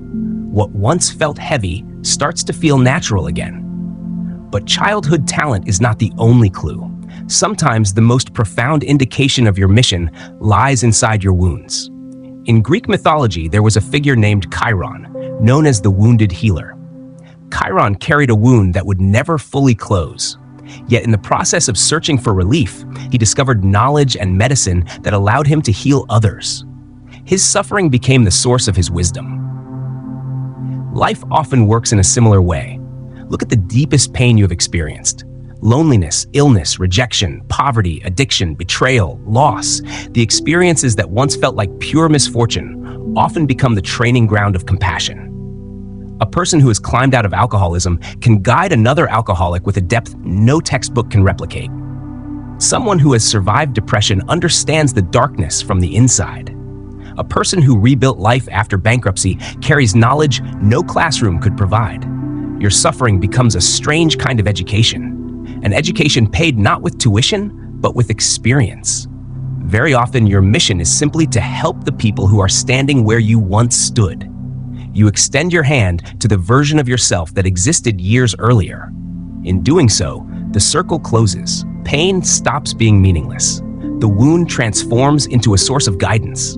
The place where you once bled becomes the lighthouse that helps others find the shore. Another way to understand purpose comes from a Japanese idea known as Ikigai, the reason for living. According to this view, purpose is found where four elements meet. The first is what you love, the activities that fill you with passion. The second is what you are naturally good at, your talents. The third is what the world genuinely needs, the service your abilities can provide. The fourth is what people are willing to support financially, the profession that sustains you. Most people live somewhere along the edges of this map. If you do what you love and what you are good at, but no one values it enough to support it, it remains a hobby, fulfilling but financially fragile. If you do what you are good at and are paid well for it, but you do not love it, life becomes comfortable yet strangely empty. If you do what you love and the world needs it, but there is no sustainable exchange, the work turns into sacrifice. The art lies in reaching the center, in finding the place where passion, talent, service, and livelihood meet. That center once seemed rare, but today the world has changed. Technology and communication have dissolved many of the old barriers. Somewhere, no matter how unusual your interest appears, there are people who need it, appreciate it, and are willing to support it. The challenge is not that the path is impossible. The challenge is having the courage to search for it. Still, another illusion must be dismantled. The ego often imagines purpose as something grand and visible. It wants the mission to look heroic, saving the world, writing famous books, leading vast movements. When life appears smaller than that fantasy, the ego concludes it has failed. But most true purposes are quiet. Perhaps your purpose is to be the parent who raises two kind and conscious children. Perhaps it is to be the baker whose warmth brightens hundreds of mornings in a neighborhood. Perhaps it is to cultivate a garden that becomes a place of peace. Perhaps it is to listen deeply to those who have never been heard. The universe does not measure purpose by scale. It measures by sincerity. A simple life lived with love can leave a deeper imprint than a famous life lived with emptiness. The energy you bring into the world matters more than the size of the stage on which you stand. If you help even one person rediscover hope, your life has already touched eternity in ways statistics will never record. So release the pressure to become monumental. Instead, focus on becoming authentic. The path becomes clearer when you understand the role of service. Money, in its healthiest form, is nothing more than a symbol of appreciation for value given. If you want more of it, the deeper question is not how to extract more from the world, but how to offer more to it. People who obsess only about what they will receive tend to block their own flow. Those who ask how they can contribute create channels through which abundance naturally travels. Zig Ziglar summarized it simply: you can have everything you want if you help enough other people get what they want. Your purpose is the seed of that exchange. If you keep the seed hidden in your pocket, nothing grows. But when you plant it, when you offer your gifts in service to others, life responds with multiplication. Nature returns far more than what was originally given. Yet there is one final paradox. Many people are not only afraid of failure, they are afraid of their own light. Marianne Williamson captured this beautifully when she wrote that our deepest fear is not that we are inadequate, but that we are powerful beyond measure. Darkness feels familiar, light demands responsibility. To live fully means accepting the influence your presence carries, and that realization can be unsettling. Success means stepping into visibility, into accountability, into the role your soul quietly prepared for you. And that perhaps is the final threshold, not discovering your purpose, but accepting it. Because the moment you admit that you carry a gift, that your life might hold a specific mission, something uncomfortable appears immediately: responsibility. From that moment on, hiding becomes difficult. Playing small becomes impossible. The role of spectator no longer fits. To accept your calling means allowing yourself to be visible, to step forward, to influence others in ways you once avoided. And that is precisely what frightens the ego. The ego prefers safety. It prefers anonymity. It prefers a life where nothing extraordinary is expected. If you never claim your potential, you never risk failure, criticism, or exposure. That quiet avoidance is what psychologists sometimes call the Jonah complex, the strange fear of one's own greatness. The biblical story illustrates it well. Jonah was given a mission and immediately tried to escape it. Instead of facing the calling, he fled in the opposite direction. The story says he was swallowed by a great whale and trapped in darkness until he accepted the path he had been avoiding. Life often works in a similar way. When a person repeatedly runs from their deeper purpose, something begins to feel suffocating. The days become repetitive. Energy fades. A sense of being trapped slowly grows, as if life itself has swallowed them inside the belly of mediocrity. Nothing feels fully alive. The exit from that place begins with a simple shift. Stop apologizing for the light you carry. Playing small does not protect the world. It only delays what you were meant to contribute. When one person steps forward and lives honestly, something subtle happens to everyone around them. Without saying a word, they give others permission to do the same. Courage is contagious. When you stop pretending to be less capable than you are, you remind others that they also have permission to grow. The world does not need more hidden potential. It needs awakened individuals willing to live their truth openly. To help clarify your own direction, consider two simple thought experiments. The first is what we might call the millionaire test.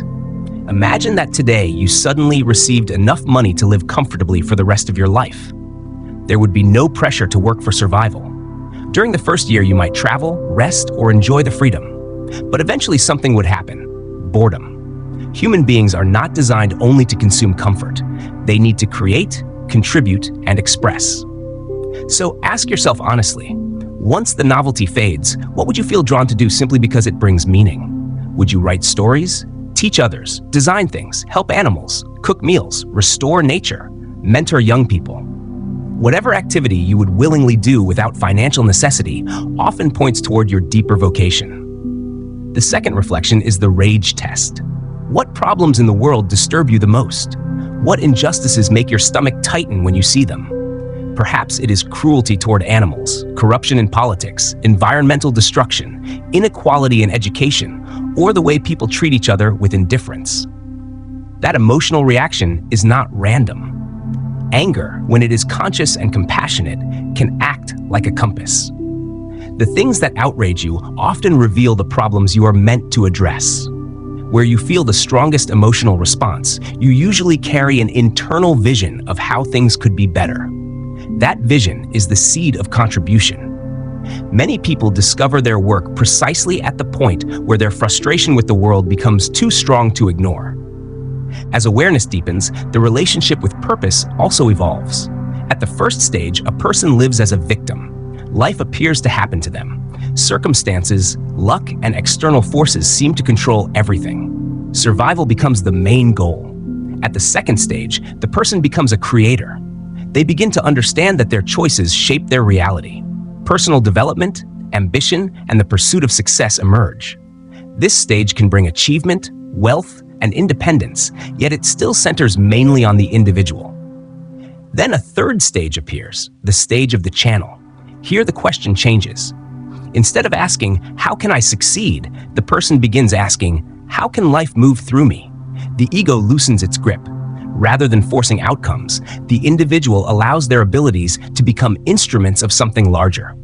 In that state, work feels less like struggle and more like music flowing through a flute. Purpose is rarely discovered in the first stage. Sometimes it appears in the second, but it is fully lived only in the third.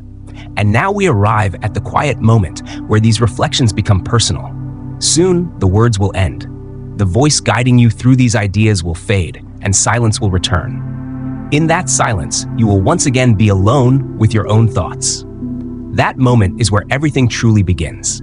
Listening is easy. Understanding is comfortable. The mind enjoys collecting interesting ideas and discussing them later. But knowledge alone changes nothing. These ideas did not arrive in your life simply to entertain you or to give you clever concepts for conversation. They arrived as an invitation, perhaps even a challenge. If this message reached you at this moment in your life, it may not be accidental.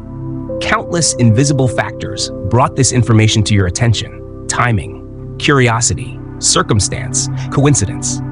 The map has been placed in your hands. The compass has been pointed toward the direction. Now the next move belongs to you. Do not become a tourist in your own awakening. A tourist visits sacred places, admires them briefly, takes a few pictures, and then returns home unchanged. An inhabitant is different. An inhabitant stays, builds, and lives there. The invitation is not to believe blindly. The invitation is to experiment. Treat these ideas like a scientist. Test them in your life. Speak your intentions aloud. Observe the signals that appear. Step into unfamiliar actions. See what responds. If nothing changes, you can always return to the familiar patterns you once lived by.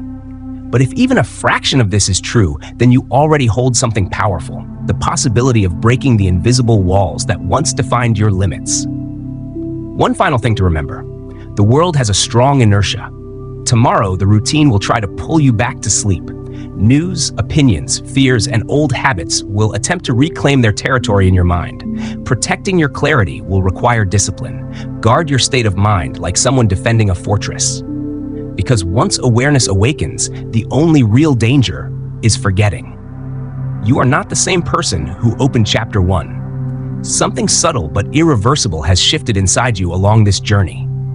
A layer of illusion has cracked, and through that fracture, a new awareness has begun to breathe. Once the curtain lifts, it never fully falls again. You have seen too much. You have sensed the hidden mechanics behind the surface of ordinary life. The old belief that everything happens randomly no longer feels convincing. You have glimpsed the threads that move the puppet. You have realized that the hands holding those threads are not somewhere outside you. They are within you. The cause you once searched for in fate, luck, or circumstance has been quietly beating inside your own chest all along. This realization changes everything. From this moment forward, your life becomes a blank canvas again. The past only carries power if you continue giving it authority. Old stories, old labels, old limitations lose their grip the moment you decide they no longer define you. The future is not something waiting ahead of you, like a fixed road. It is something shaped through the choices you make in this present breath. And the present is all that truly exists. Inside this moment, this quiet, ordinary now, lives an extraordinary force. The same creative energy that moves stars through galaxies and seeds through soil pulses in your own heartbeat. You do not need to search far for power. It has been with you since the first breath you ever took. Because of that, resist the temptation to immediately search for another book, another teacher, another theory. You already hold enough knowledge for now. The time for collecting ideas has ended. The library can close for a while. A different place must open. The laboratory. Your laboratory is not a university building or a distant retreat. It is your daily life. Your office, your kitchen, the quiet moments in your bedroom, the conversations on the street, the small decisions you make when no one is watching. That is where the principles you have heard become real. That is where transformation happens. Treat your life like a work of art that is still being painted. Every action adds another stroke to the canvas. Every decision changes the colors that will appear when you eventually look back on the whole picture. One day, far in the future, you will reach the final page of your story. When that moment arrives and you turn to look at the years behind you, imagine being able to say something simple and true. I did not merely pass through life. I created something with it. I lived fully. I loved deeply. I honored the strange path that called my name. If these reflections found their way to you, perhaps it was not by accident. Perhaps this journey through the chapters was never only about information. Perhaps it was about recognition. The quiet moment when a person suddenly remembers who they are capable of becoming. Thank you for listening. Thank you for allowing these ideas to resonate within your mind and heart. Thank you for having the courage to look inward. Somewhere out there, our paths will cross again, maybe in the mirror of your own reflection, maybe in the unfolding story of the world itself. In ways we rarely understand, every awakened mind contributes to the same unfolding plot. For now, the voice fades, the pages close, the dream dissolves, and your real life, the one you now choose consciously, begins in this very moment.